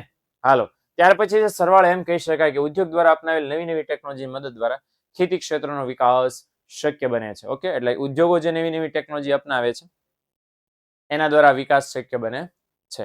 Okay, done. હાલો, હા, ચેપ્ટરના નામ હમણાં નથી લખ્યા પણ હમણાં બ્રેક પડે એમાં ઓલરેડી લખી નાખીશ. બરાબર, બ્રેકમાં આપણે લખી નાખશું. ચાલો, વોટ્સએપ ગ્રુપમાં બેટા ચિંતન કામ જોડવું મારું નથી. તમે કોલ કરશો 9944 ઉપર 45 એટલે તમને જોડી દેશે. ઓકે, હાલો. ના ના ના ના, સંભાળી દીધું છે તો આપણે છેલ્લા પેપરમાં શું લેવા નહીં લખવાનું ભાઈ. સંભાળ્યું છે તો શ્યોરલી લખશું. ઓકે, હાલો. નંબર 44 આશુતોષ ગ્રુપમાં નહીં તફાવત શેર કરો હા બેટા. અગર એકવાર શેર કરીશ ને તો 4 વાર એટલે અહીંયા પીડીએફ માં જ શેર કરવાનો છું, ત્યાં જોઈ લેજો. ઓકે, હાલો. નંબર 44 ઔદ્યોગિક વિકાસ માટે રચાયેલ વિવિધ સંસ્થાની નીતિઓ આપણે જણાવવાની છે. તો આ પેલી અહીંયા આપણને નીતિ જણાવી છે આટલી. ઓકે, કઈ કઈ નીતિ ભારત સરકારે ઉદ્યોગોના વિકાસ માટે? આયાત નીતિ, નિકાસ નીતિ, નાણાકીય નીતિ, રાજકોષીય નીતિ, કરવેરા નીતિ. આ બધી નીતિઓ ભારત સરકારે બનાવી છે ઉદ્યોગોના વિકાસ માટે. સામે પક્ષે ઘણા બધા કાયદા પણ બનાવ્યા છે. કયા કયા? Industrial act, company act, banking act, competition act, આ બધા કાયદા છે એ સરકારે બનાવ્યા છે. એટલે પહેલો જવાબ છે નીતિ છે. હવે તમે કાયદા છે ને, કાયદાઓ આ ન લખો તો પણ ચાલે, કારણ કે આપણને જવાબમાં બે વસ્તુ માંગી છે, સંસ્થા અને નીતિ. તો સંસ્થાને નીતિ માંગી છે, એમાં કાયદા લખવાની જરૂર નથી. એની અંદર આ નીતિ અને આ સંસ્થા, જો સંસ્થા નામ છે, ફૂલ ફોર્મ લખવા જરૂરી નથી. આઈડીબીઆઈ, એસઆઈડીબીઆઈ, આઈસીઆઈસીઆઈ, આઈએફસીઆઈ, એલઆઈસી, જીઆઈસી, આ બધી સંસ્થાઓના નામ તમારે લખવાના થશે. એટલે આ છેલ્લી બે લીટી, ઉપરની બે લીટી, વચ્ચેની બે લીટી નહીં લખો તો બી ચાલશે. ઓકે, ચાલો, આટલી વસ્તુ ખાસ કરવાની થશે. ઓકે, હાલો. ત્યાર પછી નંબર 45. હા, 45 શહેરનો અર્થ આપો. શહેરનો અર્થ પૂછે કે નગરનો અર્થ પૂછે, બધું સેમ સેમ છે. હવે આ કદાચ તમને એમ થાય કે સાહેબ આ લખવું જરૂરી છે, બિલકુલ જરૂરી નથી. આ તો મેં રેફરન્સ માટે લખ્યું છે. આ બે લીટી નહીં લખો તો પણ ચાલશે, પણ ખાલી રેફરન્સ માટે લખી છે. 1951 માં જે વ્યાખ્યા હતી એમાં કોઈ ઠામ ઠેકાણા નહોતા. જાજી વસ્તી હોય શહેર કહેવાય એવું કરી દેતા, એટલા માટે શબ્દ ઉદાર વાપર્યો છે, કારણ કે કઈ ઠામ ઠેકાણા નહોતા. પણ 1961 માં જે નગરની વ્યાખ્યા આપવામાં આવી ચુસ્ત હતી, કઠિન. બરાબર, એટલે શું કે નીતિ નિયમો હતા, આમ હોવું જોઈએ, આમ હોવું જોઈએ, આ સુવિધા, ઓલી સુવિધા, આ સંસ્થા, ઓલી સંસ્થા, તો જ એને નગર કે શહેર ગણાય, નેતર નહીં ગણવાનું. ઓકે, અને એ વ્યાખ્યા પછી 71, 81, 91 અને 2001 ની વસ્તી ગણતરી પ્રમાણે પછી અલગ અલગ સમય ધ્યાનમાં લેવાય અને આ પ્રમાણે છે, હે ને? તો આ જરાક જોઈ લો. પહેલો મુદ્દો, જે વિસ્તારમાં મ્યુનિસિપલ કોર્પોરેશન એવા વિસ્તાર કે જ્યાં મ્યુનિસિપલ કોર્પોરેશન, કેન્ટોનમેન્ટ બોર્ડ અથવા નોટિફાઈડ ટાઉન્સ એરિયા કમિટી હોય. તો પહેલી શરત આ. બીજી શરત કે એવા વિસ્તાર કે જેમાં નીચેના 3 માપદંડોનું પાલન થતું હોય. કયા 3? તો પહેલું માપદંડ એ છે કે 5000 કે તેથી વધારે વસ્તી હોય, 75% એના કરતા વધારે પુરુષ ખેતી સિવાયના ક્ષેત્રમાંથી રોજગારી મેળવતા હોય અને પ્રતિ ચોરસ કિલોમીટર 400 કે તેથી વધારે વસ્તી ગીચતા હોય. ઓકે, તો આવું આપણને જોવા મળે. તો આને એટલે મૂળ જવાબ તમારો આ છે. આ જવાબ છે તમારો, હે ને? તો તમારે આટલું ખાસ લખવાનું થશે. આ બે મુદ્દા આ બીજા મુદ્દાની અંદર એટલી 3 વસ્તુ ખાસ લખવાની થશે. એટલે 2 માંથી 2 તમારા આવી ગયા ભાઈ, હવે, હે ને? રામજી બેટા, એ સવાલ હમણાં બરાબર, હમણાં પછી ફોન કરજે, પરીક્ષા પૂરી થઈ જાય ને પછી. અત્યારે આમાં ધ્યાન દો ને ભાઈ, હે ને? ફેરવેલ ની ચર્ચા આપણે લેક્ચરની શરૂઆતમાં કરી નાખી. હવે જરાક આમાં ધ્યાન દો. હા ભાઈ, જે હોય ભાઈ. તમે વિકાસલક્ષી સ્થળાંતરનો અર્થ આપી ઉદાહરણ આપો. તો વિકાસલક્ષી સ્થળાંતર કોને કહેવાય? પર્યાવરણીય પરિબળમાં આર્થિક વિકાસની પ્રક્રિયાને કારણે થતા સ્થળાંતરને કેવું સ્થળાંતર કહેવાય? વિકાસલક્ષી સ્થળાંતર. સમજી લો ફટાફટ. પર્યાવરણીય પરિબળ ઓલરેડી આઈએમપી માં હલ્લાબોલ હેતુલક્ષીમાં પણ આપી દીધું છે. હવે ખાસ અહીંયા સમજી લો કે પર્યાવરણીય પરિબળ એટલે કયું? તો કે જેટલી પણ કુદરતી સાધન, નદી હોય, પર્વતો હોય, ઝરણા હોય, જંગલ હોય, જમીન હોય, કાંઈ પણ, આ બધા પર્યાવરણીય પરિબળ કહેવાય. એમાં તમે કંઈક ફેરફાર કરો. હું લેવા ફેરફાર કરવો છે? વિકાસ કરવા માટે, વિકાસની કોઈ પ્રક્રિયા કરવા માટે. સપોઝ કોઈ નદી ચાલી જાય છે, તમે ડેમ બાંધો, એની ડેમ બાંધ્યો, એના કારણે કાંઠા વિસ્તારમાં રહેતા ગામડાના લોકોને સ્થળાંતર કરીને દૂરના વિસ્તારમાં જવું પડે છે. હવે એ લોકોને દૂરના વિસ્તારમાં કેમ સ્થળાંતર કરીને જવું પડ્યું? કારણ કે નદી હાલી જતી હતી. ડેમ બાંધ્યો. શું લેવા ડેમ બાંધ્યો? કારણ કે તમારે વીજળી ઉત્પન્ન કરવી હતી, નહેરો કરવી હતી, પાણીનો સંગ્રહ કરવો હતો, વગેરે વગેરે. અને એના કારણે દેશનો વિકાસ સરલી થાય. તો એના કારણે જે લોકોએ સ્થળાંતર કરવું પડે ને, વિકાસલક્ષી સ્થળાંતર કહેવાય. જો ઉદાહરણ 2 આપ્યા છે, બે લખવાના. સરદાર સરોવર યોજનાના કારણે થયેલું સ્થળાંતર વિકાસલક્ષી કહેવાય. અને કોઈ એવો વિસ્તાર કે જે પહેલા સામાન્ય હતો પણ હવે એ વિસ્તારને રાષ્ટ્રીય ઉદ્યાન કે અભયારણ્ય તરીકે સરકાર જાહેર કરે, તો એ જે વિસ્તારને સરકાર આ રાષ્ટ્રીય ઉદ્યાન કે અભયારણ્ય તરીકે જાહેર કરે, એ વિસ્તારના લોકોએ સ્થળાંતર કરવું પડે, તો એને પણ તમે વિકાસલક્ષી સ્થળાંતર તમે કહી શકો. ઓકે, હજુ એક આ બરાબર ને? આ કઈ ખાણ નથી દાવ્યા કરે બેટા. 2 જ લખવાના છે, ચોપડીના છે, એ જ 2 લખવાના છે. આમાં ફાંકા નો હાલે, કારણ કે વિકાસલક્ષી સ્થળાંતર છે. ઓકે, ફાંકા એટલા માટે નો હાલે કારણ કે કોઈ એવો મુદ્દો, કોન્સેપ્ટ નથી. આ બસ આ સાદું સરકાર જે કરી રહી છે ઓલરેડી એ ફેક્ટ છે. અને સરકારે ક્યાં એવું કર્યું છે તો એ લખેલું છે. એટલે આમાં હજી હું મારું ઘરનું ઉદાહરણ ન બનાવી શકું. મે બી કોઈ બીજા મુદ્દામાં 20 બીજા ઉદાહરણ બની શકે, આમાં ન બની શકે. અને એટલા માટે આ એટલું લખવું ફિક્સ છે. ઓકે, ચાલો.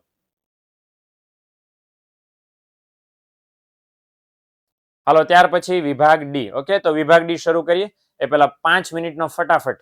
ઓકે, 46 થઈ છે, 6 ને 5 11 એટલે 51 થાય. પહેલા હું આવી જાઉં છું. ત્યાં સુધી કોમેન્ટ બંધ રાખજો. તમને ખબર છે કે હું રિસર્ચ કહું છું પણ હું સ્ક્રીનમાંથી જ હટું છું, બરાબર? બાકી મારું ધ્યાન સ્ક્રીન ઉપર જ હશે. કોઈને વચ્ચે રિસર્ચમાં ડાયો કે ડાઈ થઈ, માનસી, હા ને, ફેરવેલ બેલવેલ વાળી ચર્ચા થઈ, એટલે પછી અહીંયાથી મારી પાસે બ્લોક ચેટનું એક બટન છે. ઓકે, તો એમાં તમે છે કાળા થઈ જશો. બ્લેક નહીં, સોરી, બ્લોક, હા, કાળા નહીં પણ ક્લોક થઈ જશો. ઓકે, હાલો, મળીએ આપણે 6 ને 51.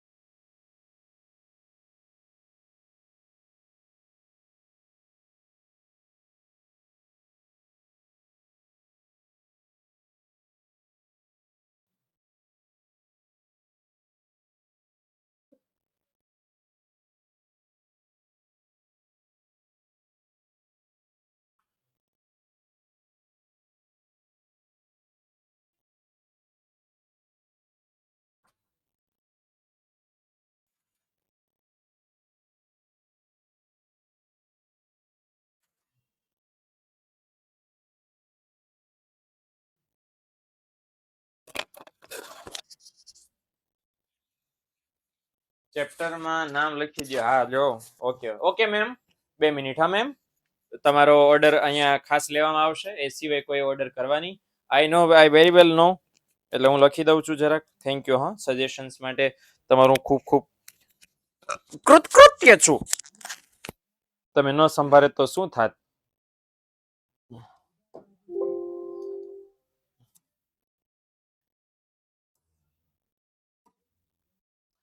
આ તો પહેલેથી જ ન સાંભળ્યો ને, પછી કોઈ કોમેન્ટ્સ કરી કે રે સર આ શું તમે ભૂલી ગયા, આવું નહીં ચાલે. Chapter number 1, chapter number 2, chapter number 2, chapter number 3, chapter number 3, chapter number 4, Lakhan જગ્યા જ નથી. Chapter number 5, chapter number 5, chapter number 6, chapter number 6. અલે સોરી, સ્લાઇડ ફરી ગઈ અને હું રહી ગયો. આઉચ.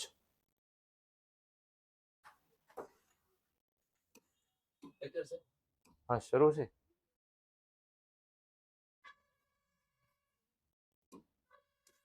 હાલો ચાલો, chapter number 6, chapter number 7, chapter number 7, chapter number 8, chapter number 8, ત્યાર પછી ભાઈ બહેનો ચેપ્ટર નંબર 9, ત્યાર પછી ચેપ્ટર નંબર 9, ત્યાર પછી ચેપ્ટર નંબર 10, ત્યાર પછી ચેપ્ટર નંબર 11, ત્યાર પછી ચેપ્ટર નંબર 11.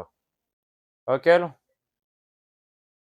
હાલો ત્યાર પછી છે ચેપ્ટર નંબર 1, ત્યાર પછી ચેપ્ટર નંબર 1, ત્યાર પછી ચેપ્ટર નંબર 3, ત્યાર પછી ચેપ્ટર નંબર 5, ત્યાર પછી ચેપ્ટર નંબર 6, ત્યાર પછી ચેપ્ટર નંબર 6, ત્યાર પછી ચેપ્ટર નંબર, ચેપ્ટર નંબર, ત્યાર પછી ઓહો ખતમ.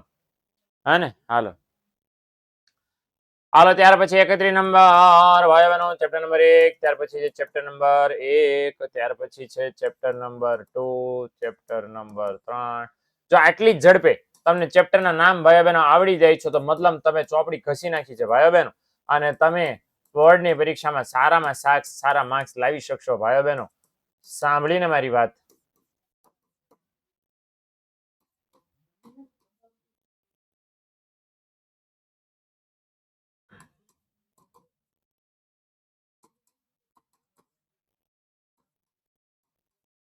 દસ. ઓકે, નગર તો ચેપ્ટર નંબર 11, અને ઓબ્વિયસલી આ પણ છે ચેપ્ટર નંબર 11. ઓકે, તો ધીસ ઇઝ ધીસ ફાફડાની ડીશ. ઓકે, તો આટલા તમે જવાબ લખશો.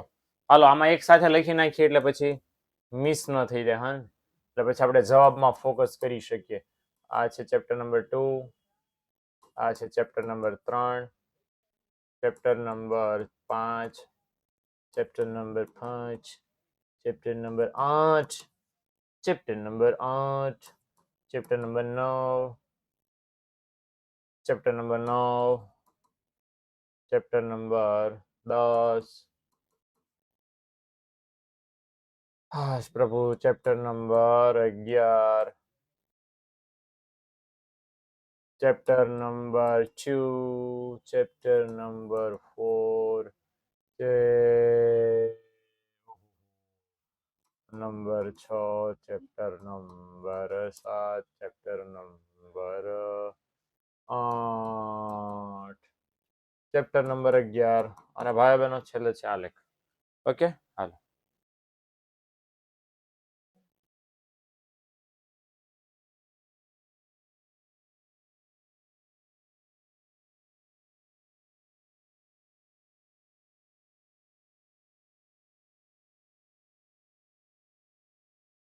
ડન. વિભાગ ડી ની આપણે શરૂઆત કરીએ. તો વિભાગ ડી માં છે આકૃતિક આલેખ દોરતી વખતે ધ્યાનમાં રાખવાની બાબતો સમજાવો.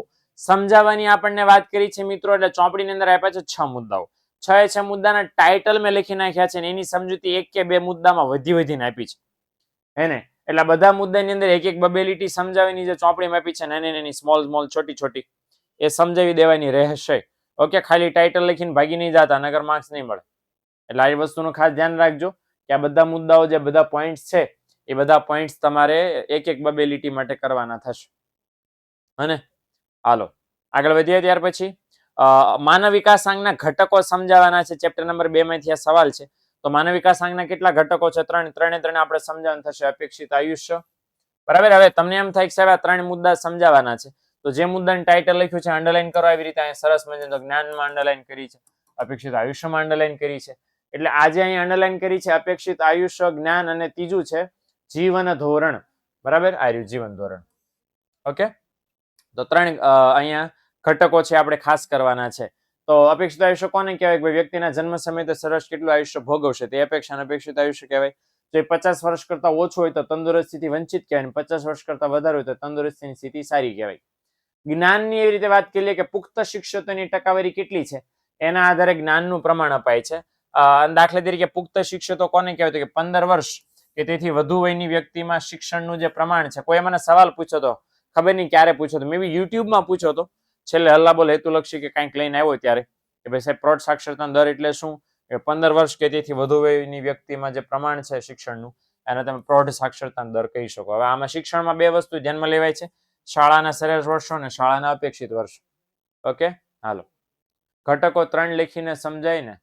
હા ભાઈ, 3 નો લખો ડાયરેક્ટ સમજાવવા માંડો ને, આખે 5 માર્ક્સનો સવાલ છે. અને જીવન ધોરણની વાત કરી છે. જીવન ધોરણ એટલે પાણી, ચરબી, પ્રોટીન, આરોગ્ય, સેનિટેશનની સુવિધા. સેનિટેશન એટલે સ્વચ્છતા, ડ્રેનેજ એટલે ગટર વ્યવસ્થા, કચરાના નિકાલની વ્યવસ્થા પણ લખી શકો. મકાન, સંદેશવાર, દૈનિક કેલરી, પ્રોટીન, ચરબી. આ ઉપરાંત 5 વર્ષથી નીચેના બાળકોનો મૃત્યુ દર, આ બધાનો સમાવેશ છે તમે સરળતાથી કરી શકો છો. હવે જીવન ધોરણનો આધાર શેના ઉપર છે મિત્રો? જીવન ધોરણનો આધાર આવક ઉપર છે. જેવું જીવન ધોરણ, જેવી આવક ઊંચી એવું જીવન ધોરણ સારું. અને જે આવકનો સૂચકાંક કાચી રાષ્ટ્રીય આવક GNI, ગ્રોસ નેશનલ ઇન્કમ, અને સમ ખરીદ શક્તિ, પરચેઝિંગ પાવર પેરિટી, આના આધારે તમે માપી શકો. ઓકે, તો રાષ્ટ્રીય આવકને સમ ખરીદ શક્તિના આધારે આવક માપી શકાય, અને આવકના આધારે જીવન ધોરણ છે તેમ સરળતાથી માપી શકો છો. તો આ 3 મુદ્દાઓ તમારે એવી રીતે મેં જે લખ્યા છે એ પ્રમાણે એટલું એની અંદર સમજાવવાનું થશે. હાલો ત્યાર પછી છે નાણાંનો ઉદ્ભવ અને વિકાસ ઉપર ટૂંકનો. ઓલરેડી આ મેં તમને આઈએમપી સવાલમાં ઘણી બધી વાર કહેલો છે, ટીક કરાવેલો છે. એટલે આને મૂકવાનું નહીં, આના પાકું ફરજિયાત થઈ જ જવું જોઈએ. ગમી કરો, આ પાકું કરવાનું છે. ઓકે, હવે નાણાંનો ઉદ્ભવ અને વિકાસ કઈ રીતે એમાં તમારે કામ કરવાનું છે? તો કે વસ્તુ વિનિમય પ્રથા જ્યારે અમલમાં હતી ત્યારે મૂલ્યનો સંગ્રહ અને વિનિમયને સરળ બનાવવાના માધ્યમ તરીકે સૌથી પહેલા કોનો ઉપયોગ કરવામાં આવ્યો? પશુનો. પછી ગાયને ધનના સ્વરૂપમાં જોવાનું થયું. ગાય પછી ભેંસ ને ઘોડા જેવા પશુઓ પણ વિનિમયના માધ્યમ બન્યા. પણ લોચો પાર્ટી શું થયો? ભાઈ એમના સંગ્રહવામાં અને વિનિમયના માધ્યમ તરીકે એમની મર્યાદા ઉભી થઈ. શું શું મર્યાદા ઉભી થઈ? કે પશુ બીમાર પડે, મૃત્યુ પામે, લાંબા સમય સુધી સાચવી ન શકાય, એનો સંગ્રહ શક્ય નથી. હેરફેરમાં વળી પછી અગવડતા પડે, એટલે ભારે ભારે પશુઓને કઈ રીતે લાવવા લઈ જવા. અને એના કારણે પશુઓનો ઉપયોગ મર્યાદાવાળો બન્યો, એટલે કિંમતી પથ્થરોનો ઉપયોગ શરૂ થયો. પણ એ ઝાઝો ચાલ્યો નહીં. પણ પછી આવી દેશમાં રાજાશાહી આવી, રાજાઓએ રાજ કરવાનું શરૂ કર્યું. એમણે બહાર પાડ્યા સિક્કા, એટલે ધાતુ નાણું શરૂ થયું. પણ એ સિક્કા રાજધાની નગરોમાં જ હાલ્યા, બીજે કઈ હાલ્યા નહીં. પછી આવી દેશમાં લોકશાહી, સરકારો બની, ઉદ્યોગોનો વિકાસ થયો, અને એના કારણે આધુનિક નાણાં આવ્યા. અને આધુનિક નાણાં કેમ આપણા સુધી પહોંચ્યા? કારણ કે કેન્દ્રીય સત્તાનું પીઠબળ હતું. કોણ કેન્દ્રીય સત્તા? RBI, reserve bank. એનું પીઠબળ બોલે તો ટેકો. કેન્દ્રીય સત્તા રિઝર્વ બેંક ઓફ ઇન્ડિયા એમ કીધું ભાઈ વિશ્વાસ રાખો, અમે બહાર પાડ્યા છે. એટલા માટે નાણાંને સર્વમાન્ય સ્વીકૃતિ લોકોએ આપી, અને એના કારણે નાણું છે અસ્તિત્વમાં આવ્યું. ઓકે, તો ગાયથી શરૂ થયેલી વ્યવસ્થા અત્યારે નાણાં તરીકે ચાલે છે, નાણાં દ્વારા ચાલે છે. હે ને? તો આટલું લખવાનું થશે તમારે. બરાબર, તો અહીંયા 4 મુદ્દા છે ને અહીંયા 3 મુદ્દા છે, ટોટલ 7 મુદ્દા થયા. ઓકે, ચાલો હાલો ત્યાર પછી છે નંબર 50, ગરીબીના સ્વાસ્થ્ય સંબંધિત નિર્દેશકો સમજાવવાના છે. તો સ્વાસ્થ્ય સંબંધિત કયા કયા છે? મને કોઈએ પૂછ્યું તો, ક્યારે પૂછ્યું એ મને ખબર નથી, પણ આ પૂછ્યું તો કોઈએ. તો આ ગરીબીના સ્વાસ્થ્ય સંબંધિત 6 ટોટલ નિર્દેશકો મેં લખી નાખ્યા છે તમારા માટે. હે ને? તો એ જરા કઈ ધ્યાનમાં રાખવાનું. કુપોષણ પ્રમાણ, અપેક્ષિત આયુષ્ય અને બાળ મૃત્યુ દર, તબીબી સગવડ, પીવાનું ચોખ્ખું પાણી, શૌચાલય અને રહેઠાણ. રહેઠાણ ન લખો તો એ વાંધો નથી, હે ને? રહેઠાણ રવાઈ દો, નથી લખવું આપણે. પણ એ સિવાયના 1 2 3 4 5 આમાંથી આપણે કેટલા સમજાવવાના છે? લખ્યું જ છે 3. એટલે 3 ના નામ નહીં, 3 ની અંદર એ સમજાવવાનું પાછું. બરાબર ને? કુપોષણ હમણાં આપણે ડિસ્કસ કર્યો મુદ્દો 15.2% વાળો, હે ને? 14 થી 16 માં FAO નામની સંસ્થાએ કીધું ભારતનો બીજો નંબર છે વિશ્વમાં કુપોષણ. ખોરાકમાં છે બધા પોષક તત્વોના પદાર્થનો અભાવ હોય, પોષક તત્વોનો અભાવ હોય ને એવો ખોરાક તમે ખાઓ છો, ધેટ ઇઝ કુપોષણ. ઓકે, આમાં અપેક્ષિત આયુષ્ય અને બાળ મૃત્યુ દર બંનેની વ્યાખ્યા લખવાની. જન્મ સમયે બાળક કેટલા વર્ષનું ભોગવે આયુષ્ય અને અપેક્ષિત આયુષ્ય કહેવાય. નીચું હોય તો આરોગ્યની સ્થિતિ ખરાબ, ઊંચું હોય તો આરોગ્યની સ્થિતિ સારી. બાળ મૃત્યુ દરમાં 10,000 જીવતા જન્મેલા બાળકોમાંથી 1 વર્ષનું આયુષ્ય ભોગવતા પહેલા મૃત્યુ પામતા બાળકોની સંખ્યા અને શું કહેવાય? બાળ મૃત્યુ દર. ભારતમાં બાળ મૃત્યુ દર ઘટ્યો છે અને અપેક્ષિત આયુષ્ય વધ્યું છે. તો બે આંકડા લખવાના છે. અપેક્ષિત 68 વર્ષ, બાળ મૃત્યુ દર 41.4 એમ કરીને છે. ઓકે, તબીબી સગવડો. તો ભારત દેશમાં તબીબી સગવડો છે ડોક્ટર, નર્સ ને કમ્પાઉન્ડર ધ્યાનમાં એ લેવાય છે. ભારતમાં દર 350 ની વસ્તી એક ડોક્ટર છે. વિકસિત દેશોમાં વિકસિત દેશોમાં દર 350 ની વસ્તી ડોક્ટર ને ભારત જેવા દેશોમાં દર 6,000 ની વસ્તી ડોક્ટર છે, જે ઓછી સગવડોનો નિર્દેશ ભારતમાં કરે છે. પીવાના પાણીની વાત કરીએ તો પીવાનું ચોખ્ખું પાણી 63.3% લોકોને જ મળે છે. બાકી 8.67% લોકો એવા છે કે જે લોકોને પીવાનું ચોખ્ખું પાણી, અશુદ્ધ પાણી મળતું નથી. અલગ અલગ રસ્તાઓથી એમનું ગુજરાન ચલાવવું પડે છે. અને શૌચાલય છે તો ભારતમાં 66% એવા કુટુંબો છે કે જેમની પાસે પોતાના મકાનમાં જ શૌચાલયની સુવિધા છે. બાકીના જે કુટુંબો છે 34% કુટુંબોને મકાનમાં શૌચાલયની સુવિધા નથી. આવી શૌચાલય લોકો ખુલ્લામાં જાય, શૌચ ખુલ્લામાં કરે, બરાબર ને, ટોયલેટ ખુલ્લામાં જાય તો પરિણામ શું આવે કે આરોગ્યના પ્રશ્નો ઉભા થાય, પ્રદૂષણ અને ગંદકી ઊભી થાય, જે દેશના વિકાસને ખરાબ રીતે અસર કરે. તો આ 5 મેં સમજાવી દીધા. 5 માંથી કોઈ પણ 3 તમારે છે મેં સમજાવ્યું એવી રીતે તમારે સમજાવવાના થશે. અહીંયા ઓલરેડી લખ્યું એટલા માટે નથી કારણ કે લખ્યું છે 3, એટલે અહીં લખવાની જરૂર નથી. હાલો, નંબર 51, ગરીબી નિવારણના રોજગાર લક્ષી કાર્યક્રમો સમજાવો. જો અત્યારે પાકા કરી નાખવા જેવા છે, પણ 3 માર્ક્સ માટે તમારે લખવાનું થાય ને તો આ ખોટનો સોદો કહેવાય. આ ધંધા ન કરાય, અને આ ધંધો બિલકુલ ન કરાય. અને આ ધંધો કરાય, આ ધંધો કરાય, કાયદેસર ધંધો કરાય. ગજબ. આમ જો હું એટલા માટે આમાં રાજી થઈ ગયો કે આ ધંધો કેમ કરાય, પ્રસાદી આવી જાય. હાય હાય, સાળંગપુર થી હનુમાન દાદાની પ્રસાદી આવી છે. જો આ કષ્ટભંજન દાદાના આશીર્વાદ લેક્ચરમાં આવ્યા છે. બાય ધ વે આજે છેલ્લો લેક્ચર છે આપણો અને દાદાના પ્રસાદી આવી છે. અને દાદાની પ્રસાદી આવી છે પછી જેવી તેવી નથી. હાય હાય, જે આમ છે મને જે સ્મેલ આવે છે ગજબ નાક લેવલની. કોણ લાવ્યું છે એ તમારે ક્યાં, કેરી ક્યાંથી આવી ક્યાં મતલબ છે, તમારે ખાવાનો મતલબ છે ને. અને હું તમારી સામે જ ખાઈ જાઉં છું, બરાબર. તમને ભલે લબુ ઢબુ થાય. એટલે હું આમ તમને આમ તમે જેમ ભગવાનને ધરાવો છો ને હું તમને ધરાવ. લ્યો જમો, હાલો મહારાજ જમો, સ્વામી જમો, જમી લ્યો બેટા, જમી લ્યો. લ્યો, હું તમે ભગવાનને ધરાવો છો ને એમ ખાઈ લ્યો. એટલે હું જમી લઉં છું, બરાબર. અને તમે તમારા વતી હું જમી લઉં છું. બોર્ડની પરીક્ષામાં તમારા માટે છે ભગવાન દાદાને હું બહુ પ્રાર્થના કરીશ કે મારા છોકરાઓને પરીક્ષામાં સારામાં સારા માર્ક્સ આવે, કોઈ તકલીફ ન પડે. બોર્ડના સેન્ટર જ્યાં આવ્યું હોય ત્યાં વહેલામાં વહેલા કોઈ પણ અડચણ વગર પહોંચી જાય, કોઈ એક્સિડન્ટ ન અડે, પેટ બરાબર ને, કોઈ છોકરાને ઝાડા ન થઈ જાય, કોઈને શરદી ન થાય, અને પેપરમાં કોઈ પેપર લખતી વખતે કાંઈ ભૂલી ન જાય, બરાબર ને, એ પ્રાર્થના હું કરીશ ભગવાનને, બરાબર ને. રોજ પૂજામાં આ કરીશ કે કાંઈ થાય નહીં તમને, અને તમે સરળતાથી પેપર આપી શકો. એટલે ભાઈ બાના ન કાઢી શકો, આમ છું ને એટલે ઓછા માર્ક આવ્યા હતા એમ, બરાબર. બીજું કાંઈ નહીં. આ પ્રાર્થના કરવાનો મતલબ એ છે કે કરજો મંડવા મહેનત, બાકી પ્રોબ્લેમ લોબે હું કાંઈ આવવા નહીં જ દેવાનો. એટલે પછી બાના નહીં કાઢતા સાહેબ આમ છું તું ને એટલે વંશાણું નહીં, માર્ક ન આવ્યા, હે ને. Okay done. એટલે હું પ્રસાદ છે હવે આરોગીશ નહીં, કારણ કે આરોગીશ તો ભણવામાં મજા નહીં આવે. એટલે હું હાથમાં પકડી રાખું છું, એકાથી આપણું કામ થઈ શકે છે, હે ને. હાલો, લઈ લેવો જરૂરી હતો, કારણ કે પછી હું છે કે હું એમ કહું ઓકે પછી વયો જાય બહાર, પછી આપણા હાથમાં ન આવે, હે ને. એટલે આ દાદાની પ્રસાદી હાથમાં રાખીને ભણાવું એટલે આ આઈએમપી સવાલ પૂછાય પરીક્ષામાં. બાય ધ સલાહ હું તમને એ આપતો હતો કે ગરીબી નિવારણ માટે જે રોજગાર લક્ષી કાર્યક્રમ છે એ રોજગારી લક્ષી કાર્યક્રમ આપ્યા જ કેટલા? 4. અને હું ના કેમ પાડતો હતો કે આવો નો અટેન્ડ કરાય, કારણ કે 4 માં તમારે નામ લખવાના, 4 ના કઈ તારીખે શરૂ થઈ એ યાદ રાખવાનું, 4 ના હેતુ અને 4 ની વિશેષતા લખવાની. હવે આ જે યાદ રાખી શકતા હો તો શ્યોરલી તમે લખજો. હવે તમે એમ કહો ના ના ના ના સર, નો નો નો નો, તો પછી કયા કયા આમાંથી પાકા કરવા જેવી યોજનાઓ છે? તો નરેગા યોજના 2 માર્કમાં પૂછાય એવી પાકા કરવા જેવી યોજના છે. સંકલિત ગ્રામ વિકાસ કાર્યક્રમ 3 માર્કમાં પૂછાય એ પાકા કરવા જેવી યોજના છે. આના પ્રધાનમંત્રી રોજગાર યોજના 2 માર્કમાં પૂછાય એ પાકા કરવા જેવી યોજના છે. ઓકે, એટલે વસ્તુનું ખાસ ધ્યાન રાખજો.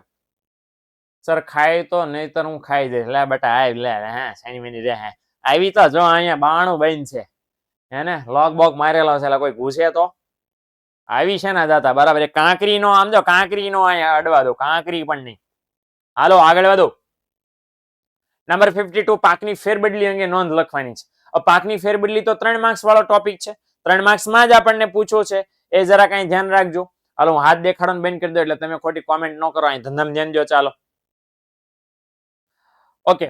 તો કૃષિ ક્ષેત્ર દર વર્ષે એક સરખો પાક લેવાને બદલે અલગ અલગ પાકનું વાવેતર કરવાથી ઉત્પાદકતા વધે. જો શું થાય કે દર વર્ષે તમે એક સરખો પાક લો તો ઉત્પાદકતા ઘટે, પણ એના બદલે તમે અલગ અલગ પાકનું વાવેતર કરો ને તો એના કારણે ઉત્પાદકતા વધે, કારણ કે જમીનમાં અલગ અલગ પાકના કારણે જમીનમાં પોષક તત્વોનું પ્રમાણ બેલેન્સ જળવાઈ રહે.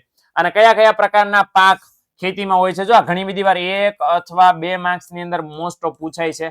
આ ધ્યાન રાખજો. ખેતીના પાકના સ્વરૂપો તો કયા કયા પ્રકારના પાક છે? અનાજ અને અનાજેતર. અનાજમાં આ બધા પાક આવે, અનાજેતરમાં આ બધા પાક આવે છે, આપણને બધાને ખ્યાલ છે. હવે આ બધા પાક કોના બદલામાં શું વાવી શકાય? એને 2 કારણો, એ 2 પરિબળો અસર કરે છે. એક તો ટેકનોલોજીકલ પરિબળ અસર કરે ને બીજું છે આર્થિક પરિબળ.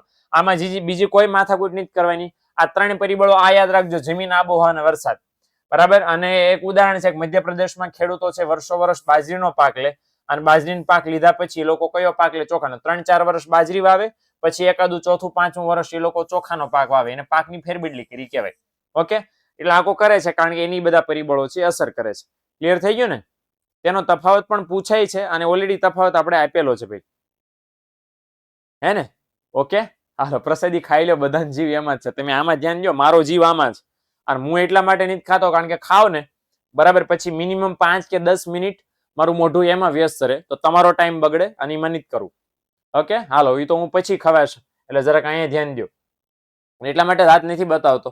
આ હાથ જે મારો કામનો હાથ છે એ અહીંયા ચલાવવું છે, એટલે અહીંયા ધ્યાન દો. અને જરાક વધારે કોમેન્ટ બંધ કરી દો, નકર પછી હવે. ઓકે. તો પાકની ફેરબદલીમાં કયા કયા પરિબળો? માત્ર લિસ્ટ બને નાખશો. Okay done. બરાબર. તો કયું? તો કે વીમાનું રક્ષણ મળ્યું છે કે નહીં, ખેતરનું કદ કેવડું છે, સાધન ખેતી કરવા માટે અવેલેબલ છે કે નહીં, તમે જે પાક વાવવાનો છો બજારમાં ભાવ કેટલા મળે એમ છે, ધિરાણ તરીકે કેટલા રૂપિયા તમને મળેલા છે, બરાબર. મકાન માલિક મકાનની જમીન માલિક પાસેથી કેટલા સમય માટે જમીન વાવવા મળી છે.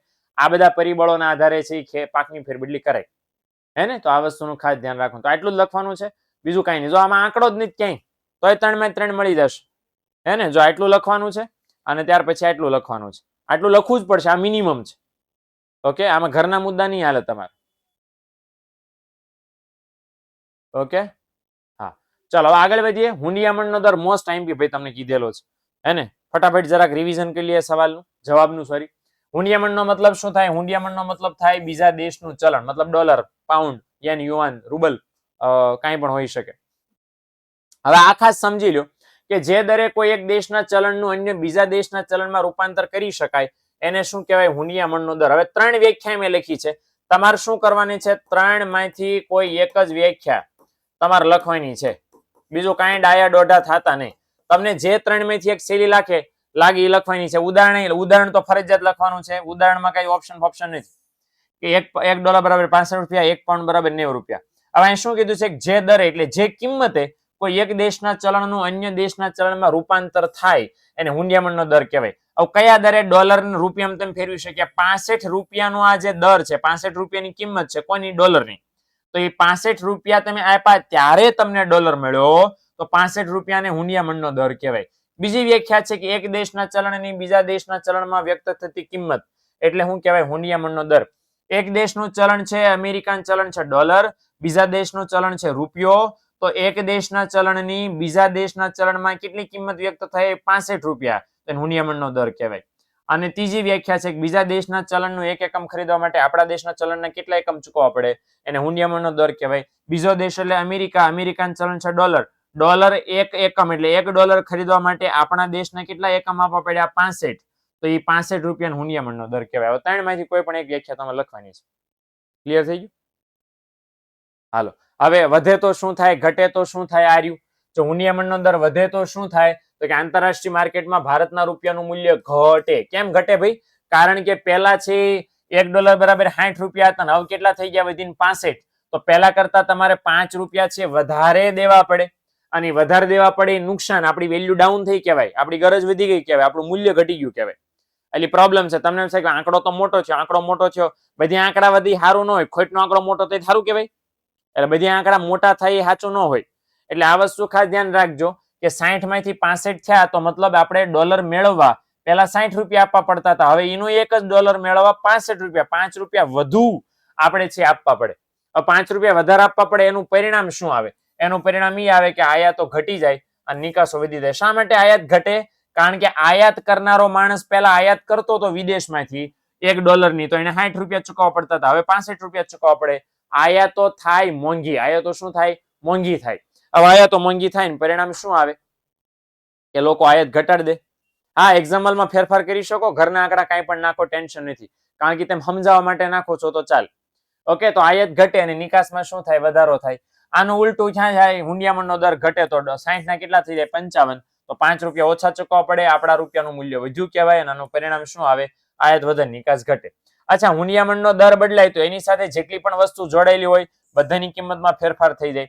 અને દેશની સરકાર છે, સરકાર પણ વિદેશ વેપારને અસર પહોંચાડવા માટે હુંડિયામણના દરમાં ફેરફાર કરે છે. અને મોસ્ટ ઓફ એવું થાય છે હુંડિયામણનો દર માંગ અને પુરવઠાના આધારે સામાન્ય રીતે નક્કી થતું હોય છે. ઓકે, તો આટલી વિગતો એની અંદર આપણે લખવાની થશે. ચલો, ક્લિયર? તો હુંડિયામણનો દર આ છે, મોસ્ટ આઈએમપી છે, ખાસ તૈયારી કરજો. હાલો, ત્યાર પછી ચેપ્ટર 9 માંથી છે આંતરિક વેપાર અને વિદેશ વેપારનો તફાવત. હવે બસ ખાલી મારામાં જાજુ કઈ તમને નથી સમજાવવાનું, કારણ કે સાવ ઈઝી છે એકદમ. ચોપડીમાં છે આ રીતે નથી આપ્યો અને આ રીતે લખશો તો પણ ચાલશે. ચોપડીમાં આપ્યો છે એ રીતે લખશો તો પણ ચાલશે, મને કાંઈ વાંધો નથી. પણ 3 માર્ક્સમાં પૂછો છે એટલે આના 3 માર્ક્સમાં બે બાજુ કોઈ પણ 6 મુદ્દા બે બાજુ તમારે લખવાના થશે. અચ્છા, મુદ્દાના ટાઇટલ ન હોય તો વાંધો નથી, પણ આ તો લખવા જ પડશે. ઓકે, તો અહીંયા 5 અહીંયા આપ્યા છે અને 4 9 અહીંયા આપેલો. ટોટલ મેં 9 મુદ્દા તમારી સાથે શેર કર્યા છે. કેટલા? 9 મુદ્દા. 9 માંથી કોઈ પણ 6 તો લખી શકો ને?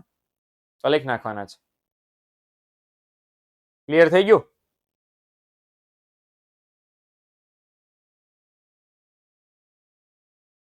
ઓકે, આશુતોષ એમ કે છે કે પેપર 5 આખું. એલા ભાઈ, બધું જ આઈએમપી છે, આમાં વધારાનું શું છે ઈ કયો? નકામું કયું છે?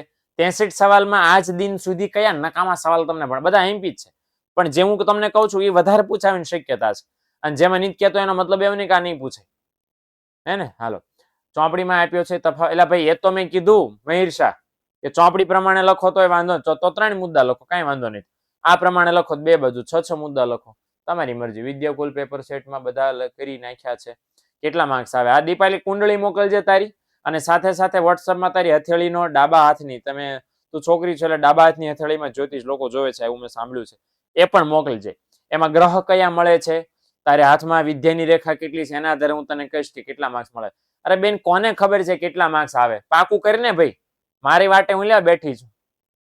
ખબર નહીં ક્યારે પૂરું થશે યાર તમારું. કેટલા માર્ક્સ આવે, કેટલા માર્ક્સ આવે, કેટલા 100 માં 100 આવે, એટલે 100 માર્ક્સ આવશે. બસ કરવા માંડો ને તૈયારી દીકરાઓ. હું લેવા આવું કોક ને બધાને પૂછપો? મને પૂછો છે એટલે કે મને પેટમાં દુખે છે અને મને ભી પડી ગઈ જવાબ દેવામાં આવું નથી. પણ આ તમારી મેન્ટાલિટી કેવી નબળી પડી ગઈ છે. ગજબ લેવલની મેન્ટાલિટી છે ને તમારી, કે કોક મને એમ કે આ પૂછાશે આમાંથી, અથવા તો કોક મને એમ કે તારા આટલા માર્ક્સ આવશે તો હું વાંચું. એટલે ભાઈ એટલે વાંચવાનું? ઈ એમ કે હાલ હું એમ કહું વિદ્યાકુલના પેપર સેટમાંથી 20 માર્કનું જ આવશે તો તમે નહીં વાંચો? એવું છે કઈ? એટલે આ એવું છે કે તમને બરાબર ગામનું વેલિડેશન જોતું છે. આખા ગામ પાસે પહેલા ઉપણીને ભેગું કરવું છે, પછી તમારે આ ધંધા કરવા છે. એટલે હું લેવા કરો છું, તમને આપ્યું છે ને કન્ટેન્ટ, એમ નામ તો મેં કઈ ઉપાડીને મૂકી નહીં દીધું હોય. રાત જાગી જાગીના બનાવ્યું છે. જૂની પેપર સ્ટાઇલ પ્રમાણે પેલા 7-8 પેપર બનાવ્યા અને સરકારને છીંક આવીને સરકારે પેપર સ્ટાઇલ ફેરવી નાખી, વળી પાછા પેપર બનાવ્યા. તો એમ નામ કોપી પેસ્ટ કરીને જ બનાવ્યા, નકામા સવાલ નથી મૂક્યા. તો એમાંથી પૂછાશે ને ભાઈ. હવે હું થોડો પેપર કાઢવા બેસવાનો છું એમાંથી, તો મને થોડી ખબર પડે કે એ પેપર પૂછાશે, પછી તમે આવું લખશો, પેપર ચેકર એવું પેપર ચેક કરશે, કઈ ભૂલ નહીં થાય ને તમારા એટલા માર્ક્સ આવશે. હું લેવા ભાઈ? એટલે દરેક ધંધામાં ધ્યાન દો, હે ને? હાલો, આ વસ્તુ ખાસ છે. ચેપ્ટર 10 નાના પાયાના ઉદ્યોગોનું મહત્વ સ્પષ્ટ કરતી કેટલી બાબતો? 3 બાબતો.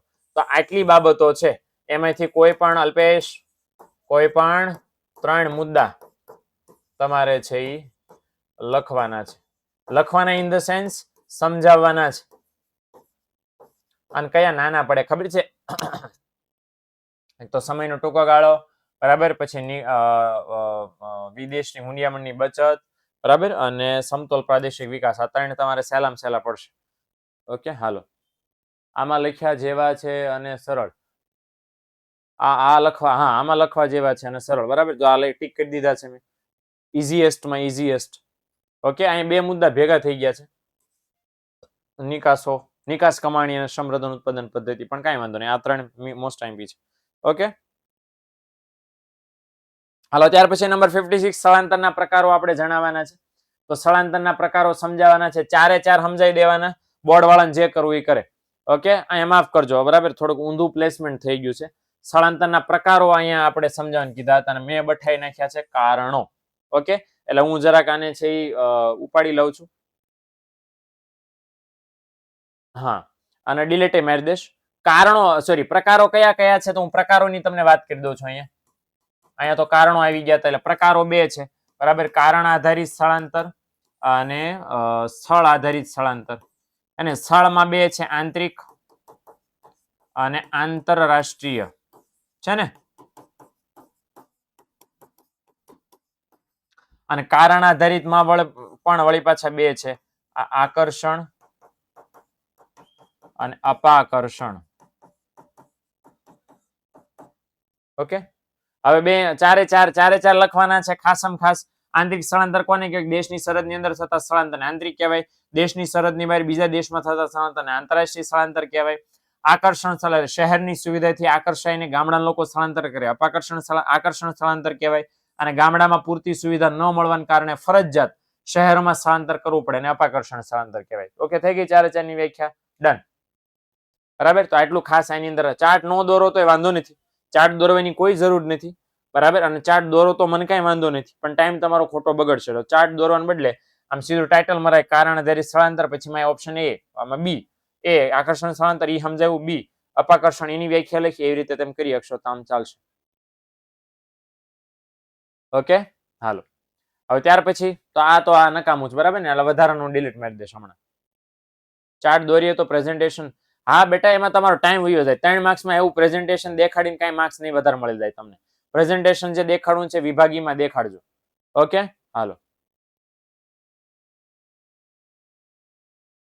હાલો વિભાગીની જરાક વાત કરી લઈએ આપણે. અને વિભાગીની વાત કરી લઈએ છે તો એમાં આપણને સમજાવવાનું કીધું છે કે જીવનના ભૌતિક ગુણવત્તાના આંક વિશે સમજૂતી આપો. હવે આટલી મેં જેટલા જીવનની ભૌતિક ગુણવત્તાના આંકની વિગતો છે ને મેં બધી લખી નાખી છે. આપણને કાંઈ સ્પષ્ટતા નથી કરી કે ભાઈ પીક્યુએલઆઈ માં હું લખવાનું. મેં હાથે કરીને આવો સવાલ લીધો છે. એટલે ઇન કેસ કદાચ કોઈ પેપર ચેકર કે પેપર સેટરે આવો સવાલ પૂછી નાખ્યો તો તમે મારી જેમ મૂંઝાવ કે હા એલા આખો પાઠ પૂછી નાખ્યો, અઢી પાના લખવાના, મરી ગયા. નીચ સવાલ આપણે કરવો તો ત્યારે તમને પીક્યુએલઆઈ આવડે જ બધો, પણ તમારી પાસે ટાઈમ ઓછો છે. અને ત્યારે તમે વિચારો પીક્યુએલઆઈ લખવો છે ને 5 માંથી 5 લેવા છે, એવું શું લખું? ઓછું લખું ને 5 માંથી 5 મળે. તો સૌથી પહેલા પ્રસ્તાવના લખવાની છે કે જીવનનો એક સરસ મજાનો નિર્દેશક છે, રાષ્ટ્રકને માથાદીઠ આગની મર્યાદાને કારણે ઉદ્ભવ્યો છે, જીવનની ભૌતિક ગુણવત્તા માપવા માટે રજૂ કરવામાં આવે છે. અચ્છા, પછી કોણે રજૂ કર્યો? તો કે મોરિસ ડેવિસ મોરિસ. એક જ લીટી આવશે એની અંદર, રજૂઆતની અંદર માત્ર ઓનલી એક લીટી આવશે. કોણે રજૂ કર્યો? મોરિસ ડેવિસ મોરિસે. ખતમ થઈ ગઈ વાત. એના ઘટકો 3 ફરજિયાત સમજાવવાના. અશીબા, અપેક્ષિત આયુષ્ય, શિક્ષણ અને બાળ મૃત્યુ દર. એ ફરજિયાત એની અંદર 3 ઘટકો લખવાના છે, બરાબર. રચનાના 4 જ મુદ્દા છે. કેટલા? ઓનલી 4. 4 જ મુદ્દા લખવાના છે. ઓકે, અમુક આમાંથી ના લાવે, વિશ્વ સમજાવું છું, શાંતિ રાખ. ઓકે, ત્યાર પછી લખવાની છે મહત્વની બાબતો. હવે મહત્વની બાબતો લખવા જાઓ તો ખાસ ધ્યાન રાખજો. તમને એમ થશે કે સાહેબ આ તો આ મહત્વ આપ્યું છે, પણ આ મહત્વની બાબત નથી લખવાની. એના બદલે તમારે લખવાની છે સકારાત્મક બાબતો. સકારાત્મક બાબતો છે એમાંથી સકારાત્મક બાબતો 4 બાબતો લખવાની. કેટલી બાબતો? 4. અને મર્યાદા પણ તમને આપી છે, એમાં પણ તમારે 4 મર્યાદા લખવાની છે. થઈ ગયું? ડન. તો અહીંયા 3 ઘટકો સમજાવવાના. અહીંયા રચનાના 4 મુદ્દા થશે, રજૂઆતની 1 લીટી થશે, પ્રસ્તાવનાની 5 લીટી થશે, અને છેલ્લે વર્તમાન સ્થિતિમાં 2 લીટી થશે. વર્તમાન સ્થિતિ એટલે 2010 પછી એમાં ફેરફાર કરવામાં આવ્યો છે અને પીક્યુએલઆઈ ના સ્થાને ક્યુએલઆઈ કરવામાં આવે છે. પીક્યુએલઆઈ પૂરો થઈને આપ્યું છે આ, બરાબર ને. એટલે સમીક્ષા નહીં લખતા, સમીક્ષાના બદલે વર્તમાન સ્થિતિ લખી નાખજો, ચાલશે. ઓકે, તો આ પ્રમાણે લખજો એટલે 5 માંથી 5 આવશે. હાલો, ત્યાર પછી 58 વેપારી બેંકનો અર્થ આપી એના કાર્યો સમજાવો. મારી નાની એવી સલાહ છે, હે ને, ઓકે, કે આ અટેન્ડ નહીં કરો તો પણ ચાલશે, કારણ કે આમાં તમારો જવાબ લેન્ધી થઈ જશે. કાર્યો કીધા છે, મતલબ મુખ્ય કાર્યો અને ગૌણ કાર્યો બધા તમારે છે લખવા પડશે. જોઈ લો, વેપારી બેંક એટલે એવી સંસ્થા છે બેંકિંગના વ્યવહારો કરે, દેશમાં રોકાણ વધારવાનો થાપણો સ્વીકારને ગ્રાહકને જરૂર પડે ત્યારે પાછી મળે. ચેક ડ્રાફ્ટ ને પે ઓર્ડર દ્વારા ઉપાડ કરી શકાય. આ બે વેપારી બેંકની વ્યાખ્યા છે. હવે જો આટલા બધા એના કાર્યો છે, બરાબર. આ 5 મુખ્ય કાર્યો અને 2 ગૌણ કાર્યો, 7 મુદ્દા છે. એટલે આમાંથી તમારે 5 આપ્યા છે, આમાંથી તમારે મિનિમમ 3 મુદ્દા સમજાવવાના અને આ બે સમજાવવાના. બે ના થઈને ટોટલ 5 મુદ્દા થઈ ગયા. ઓકે, એટલે બધા 5 આપણે લખવાનું થશે, પણ આમાં લાંબા થઈ જશો તમે. એટલે એના કરતા બેટર છે કે આ સવાલ હા કરી શકાય. આમાં થાપણો છે, થાપણોના 3 પ્રકાર તમારા ખાસ કામના છે, હે ને. શાક સર્જન બહુ કામનું છે, પણ આ બહુ લાંબા મુદ્દાઓ છે. લખવા જશો તો હેરાન થઈ જશો. અને એટલા માટે ખાસ મારી નમ્ર વિનંતી છે કે આમાં છૂટક પાકું કરી શકો. આ બધું એક લખવા જશો તો ભમ થઈ જશે, હે ને. 2-3 લીટીમાં તમારું કન્ટેન્ટ આવી નહીં રે વિશાલ. અને તમે લખી નાખતા હોય ને બધું માહિતી લઈ લેતા હોય તો આઈ ડોન્ટ કેર, બરાબર. મને કઈ વાંધો નહીં ભાઈ, તમે કરી નાખશો. હા, લખી નાખતા હો, તમને કોન્ફિડન્સ હોય તો મને કઈ વાંધો નથી. આ તો હું એવા લોકો માટે આ મારી સલાહ છે જેની પાસે પેપરમાં ટાઈમ બચતો નથી, કે સાહેબ ટાઈમ ઘટે છે મારે. એવા લોકોએ આવો સવાલ અટેન્ડ ન કરાય, કારણ કે આમાં બહુ ઝાઝું લખવાનું થાય. હા, પણ લખી નાખતા હોય એનો તો કાંઈ પણ લખે, શું પ્રોબ્લેમ છે. ભારતમાં બેકારીની સમસ્યા હલ કરવાના ઉપાયો. હલ કરવાના ઉપાયો 7 છે, બરાબર. 1 2 3 4 5 6 7 અને 6 7, બરાબર. 7 જ છે ઓલરેડી. આ 7 માંથી આપણે કેટલા લખવાના છે? કોઈ પણ 5. ઓકે, કોઈ પણ 5 સમજાવવાના થશે. ઓકે, હાલો. ત્યાર પછી છે ભારતમાં જાતિ પ્રમાણ વિશે લખો ખાસ. હવે જાતિ પ્રમાણ વિશે કેટલું લખવાનું, કઈ રીતે લખાય હું જરાક તમને કહી દઉં છું. કે જાતિ પ્રમાણ છે એની પ્રસ્તાવનામાં એટલું લખવાનું છે. આજે 4 લીટી લખી છે ને એ શું છે? આ પ્રસ્તાવના. હું લખી દઉં છું, આ પ્રસ્તાવના છે. તો પ્રસ્તાવનામાં લખી લ્યો. પ્રસ્તાવના પછી શું કરવાની છે? વ્યાખ્યા કરવાની. 10,000 પુરુષો સ્ત્રીઓના પ્રમાણને શું કહેવાય? વસ્તીનું પ્રમાણ. આનું અન્ય નામ લિંગ પ્રમાણ પણ કહેવાય અને જાતિ પ્રમાણ તો છે જ ઓલરેડી, હે ને. એટલે દર 1,000 પુરુષોએ, હે ને, તો દર 1,000 પુરુષોએ સ્ત્રીઓની સંખ્યા કેટલી? એને કહેવાય છે જાતિ પ્રમાણ. હવે આ થઈ ગયું. હવે લખો અસમાનતા. શા માટે દર 1,000 પુરુષોએ દર 1,000 સ્ત્રીઓ નથી? કારણો ફરજિયાત લખવાના છે. ઓકે, તો કારણોમાં શું છે? ભારત દેશ કેવો છે? પુરુષ પ્રધાન દેશ છે, જ્યાં પુરુષોને સ્ત્રી કરતા વધારે મહત્વ આપવામાં આવે છે. અને બીજું કે ભાઈ ઘણી બધી સામાજિક માન્યતા પણ આપણા સમાજમાં છે, જેમ કે પુત્ર પ્રાપ્તિ છે એને વધારે મહત્વ આપવું જોઈએ. પુત્ર છે વધારે પુણ્ય કરી આપે દીકરીઓ કરતા. અને આ બધા પુરુષને કારણે દીકરીઓને પોષણયુક્ત આહાર નથી મળતો, એમના સ્વાસ્થ્ય, શિક્ષણ, એમની સાર સંભાળ આ બધામાં કાળજી રાખવામાં નથી આવતી, એને. લગ્ન વ્યવસ્થામાં હજી પણ ભારતના ઘણા બધા વિસ્તારોમાં દહેજ પ્રથા ચાલે છે, એક્ટિવલી ચાલે છે. આજની તારીખે 2024માં પણ ડાવરી, દહેજ જેને કહેવાય છે, ચાલે છે. ઘણી બધી રીલો વાયરલ થતી હોય છે, એની અંદર હોય છે. એટલે દહેજ પ્રથાને કારણે દીકરીઓ પ્રત્યે દુર્લક્ષ એટલે ઇગ્નોર કરવામાં આવે છે. ભાઈ લગ્ન કરાવશું તો છોકરીને પછી આપણે લગ્નમાં છોકરાવાળાને દહેજ આપવું પડશે, અને એના કારણે પછી છોકરીનો ઉછેર નથી કરતા, છોકરીને ગર્ભમાં જ એનું અબોર્શન કરાવી નાખે છે. ઉપરાંત બીજું શું થાય છે? તો કન્યાઓના નાની ઉંમરે લગ્ન કરાવી દેવામાં આવે છે, બરાબર. પછી એના કારણે વધારે પડતી પ્રસૂતિ એટલે વધારે પડતા બાળકોને જન્મ આપવાથી પણ મહિલા મૃત્યુ પામે છે. મહિલાઓના બાળ મરણ એટલે મહિલાઓ નાની ઉંમરે મૃત્યુ પામે છે. પુખ્ત વયની સ્ત્રીઓ એટલે 15 થી 49 વર્ષની સ્ત્રીઓ, એમનો મૃત્યુદર ઊંચો રહે છે. આ બધાને કારણે છે પુરુષો કરતા સ્ત્રીઓનો મૃત્યુદર ઊંચો છે, એને. ઓર એક પ્રોબ્લેમ બીજો કે ભારતમાં એકમાત્ર રાજ્ય, પોંડિચેરી ભૂલી જાઓ, બરાબર, પણ એકમાત્ર રાજ્ય એવું છે કેરળ, કે જેમાં 1000 પુરુષોએ સ્ત્રીઓની સંખ્યા કેટલી હતી? 1084. એ સિવાયના દરેક રાજ્યમાં 1000 પુરુષો સ્ત્રીઓનું પ્રમાણ કેવું છે? ઓછું, હે ને. ગમે તે નો લખાય જીગા, પ્રશ્ન લખતું ચેપ્ટરનું કંઈ પણ તમે લખી શકો, પણ એ પ્રશ્ન લખતું લાગે વળગ્યો હોય તો ચાલે. ઓકે, જેમ મેં ઉપર લખ્યું છે જાતિ પ્રમાણને લખતું. Okay, done. હાલો, હવે જરાક આગળ વાત કરી લઈએ. અસમાનતાના કારણો થઈ ગયા. આંકડા કયા કયા લખશો? આવી રીતે કોષ્ટક બનાવો. કોષ્ટક બનાવીને મેં 3 એટલા માટે લખ્યા છે, મેન લખ્યા છે 1901માં, 1901માં, 2001માં અને 2011માં. ઓકે, તો તત્ણ આંકડા બે ના કરો. અને તત્ણ આંકડા એટલા માટે કે અહીંયા આપણને મેન્ટાલિટી ખબર પડી જાય ભારતની, કે શરૂઆતથી 51 થી ઘટતું આવતું હતું, પણ 2001માં બેટી બચાવો અભિયાનની બધા પ્રયત્નો કર્યા સ્ત્રી સાક્ષરતાના દર માટે. એના કારણે સ્ત્રીઓનું પ્રમાણ છે ઘટવાને બદલે નજીવો એમાં વધારો થયો છે ને, નજીવો વધારો. ગુજરાતમાં જોઈ લો, ગુજરાતમાં સતત અને સતત શું થઈ રહ્યો છે? ઘટાડો. ગુજરાતમાં સતત ઘટાડો થઈ રહ્યો છે.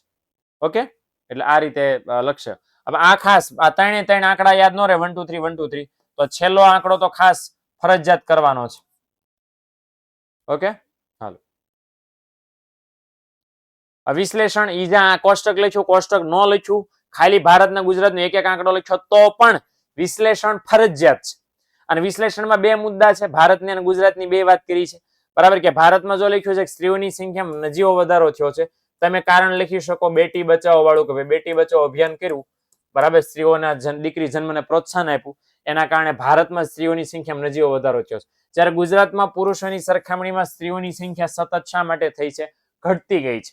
હવે એવું નથી ગુજરાત સરકારે પ્રયત્નો નથી કર્યા કાયદાની બનાવ્યા છે, પણ કાયદાનો અમલ માત્ર ને માત્ર કાગળ ઉપર રહી ગયો છે.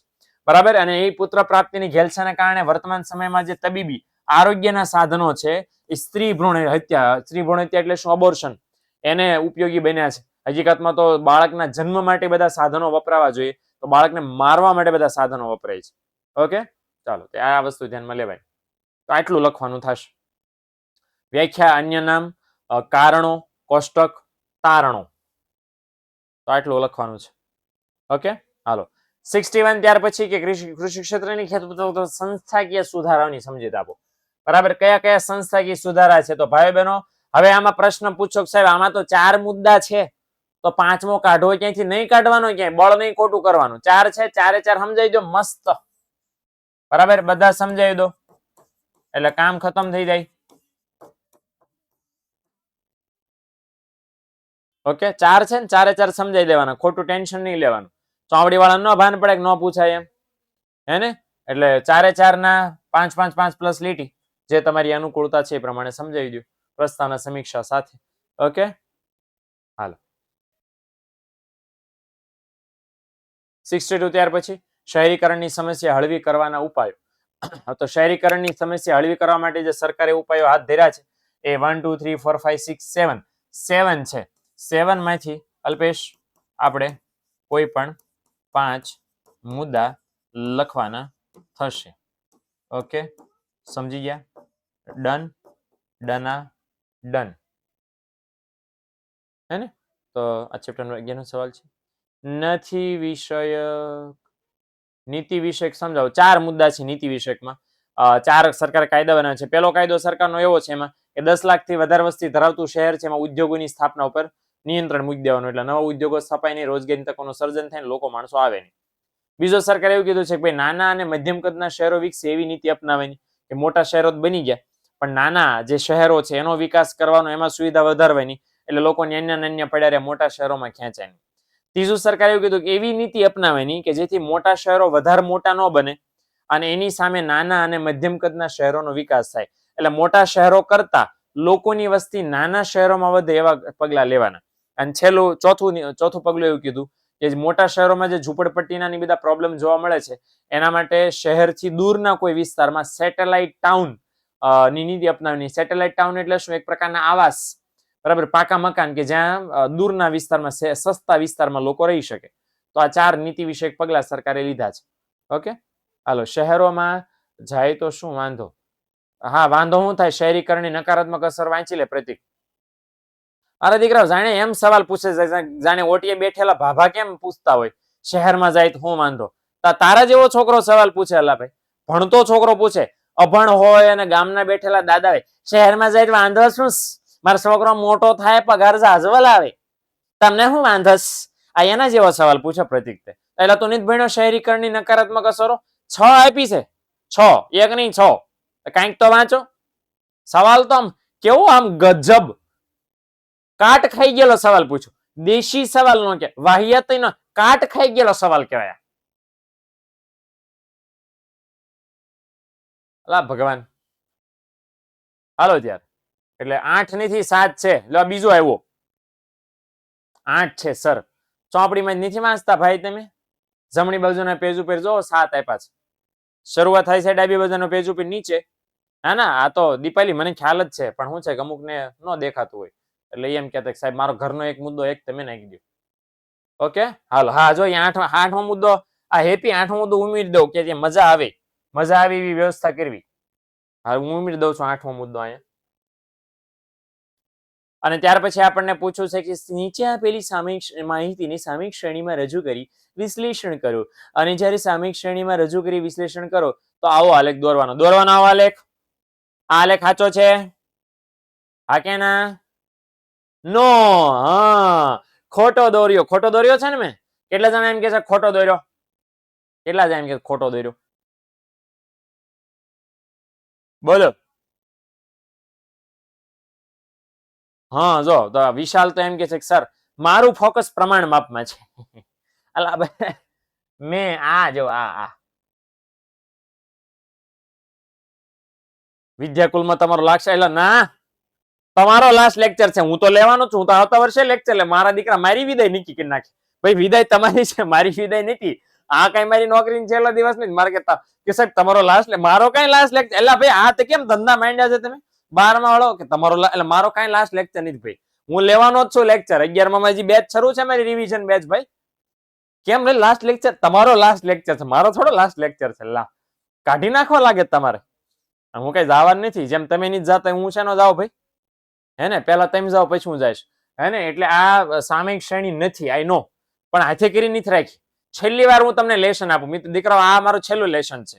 જો તમને એવું લાગે છે કે સર આ સામયિક શ્રેણી વાળો આલેખ છે, આ નથી, આની જગ્યાએ બીજો હોવો જોઈએ, તો કયો હોવો જોઈએ એ તમારે મને દોરીને દેવાનો. એટલા માટે જાણી જોઈને મેં આ ખોટો દોર્યો છે. હે ને? એટલે તમારે મને સાચો આલેખ દોરીને આપવાનો છે. સાહેબ સાચો આલેખ હા, એનું વિશ્લેષણના 5 મુદ્દા. હે ને? એટલે છેલ્લું લેશન 12મા ધોરણનું તમારા માટે મારા તરફથી છે. ઓકે, એવું માની લો. બરાબર? હું મંત્ર ફૂંકું છું લેશન પર. ઇકોનોમિક્સ સ્વાહાય, સ્વાહાય, અર્થશાસ્ત્ર સ્વાહાય, ધોરણ 12 બોર્ડ સ્વાહાય નમઃ. બરાબર? જે આ વ્યક્તિ લેશન કરશે એને બોર્ડની પરીક્ષામાં સારામાં સારા માર્ક્સ આવશે. હાલો. અને નહીં કરે એને મિનિટે મિનિટે છીંકું આવશે.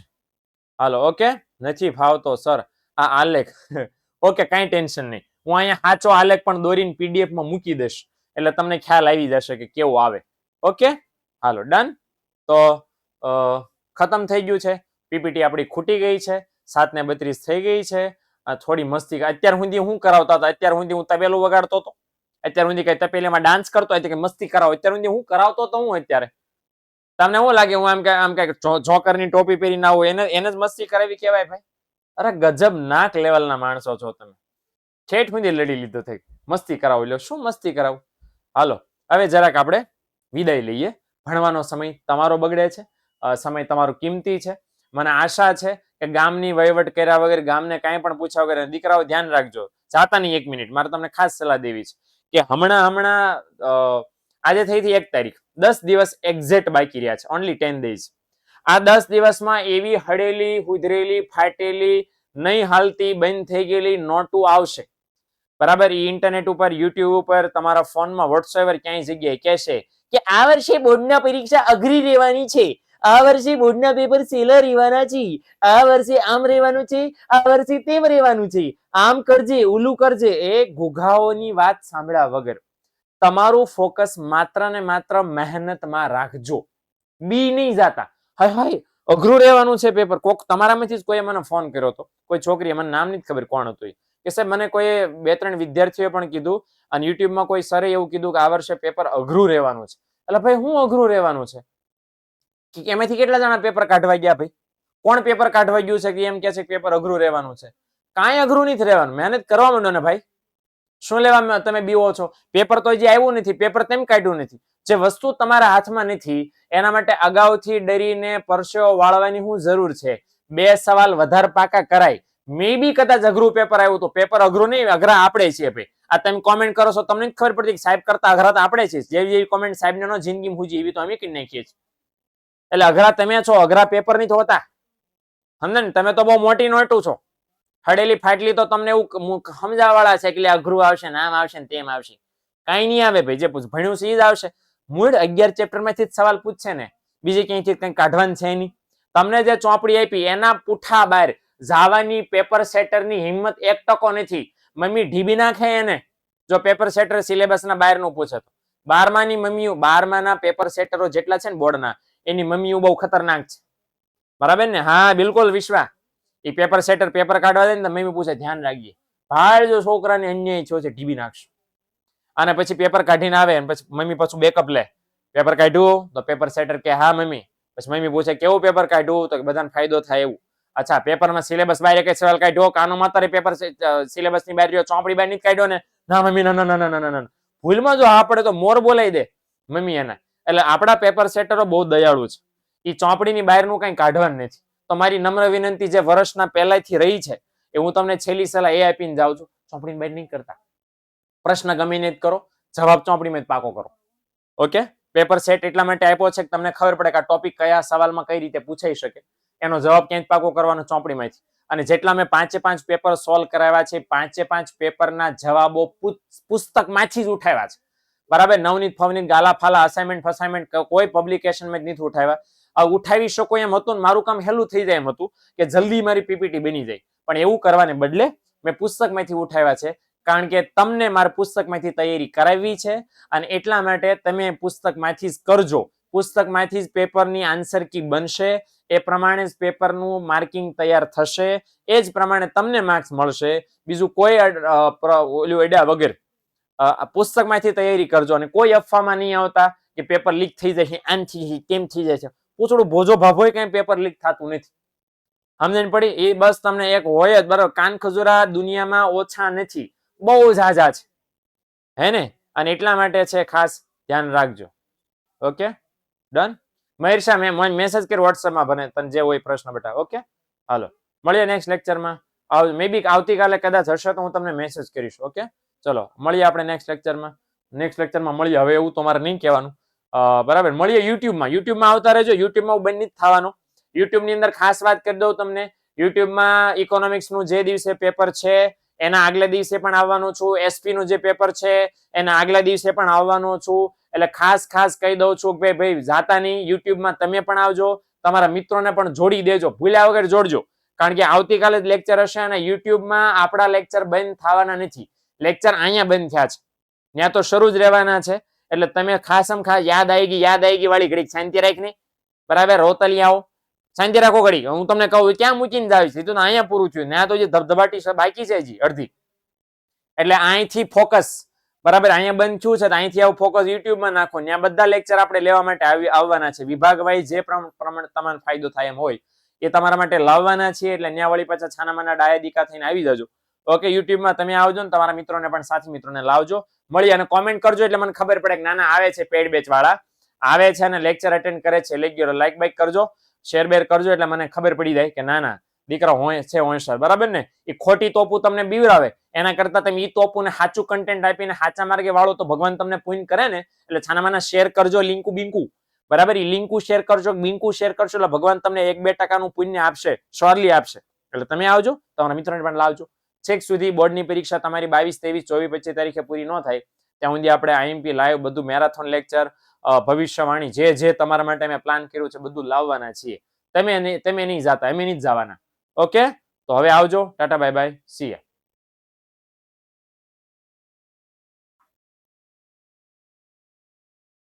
હાલો હવે હું પ્રસાદી ખાઈ જાઉં છું. જો પ્રસાદી છે, હવે હું જરાક ઓયા કરી જાઉં છું. ઓકે, ચાલો.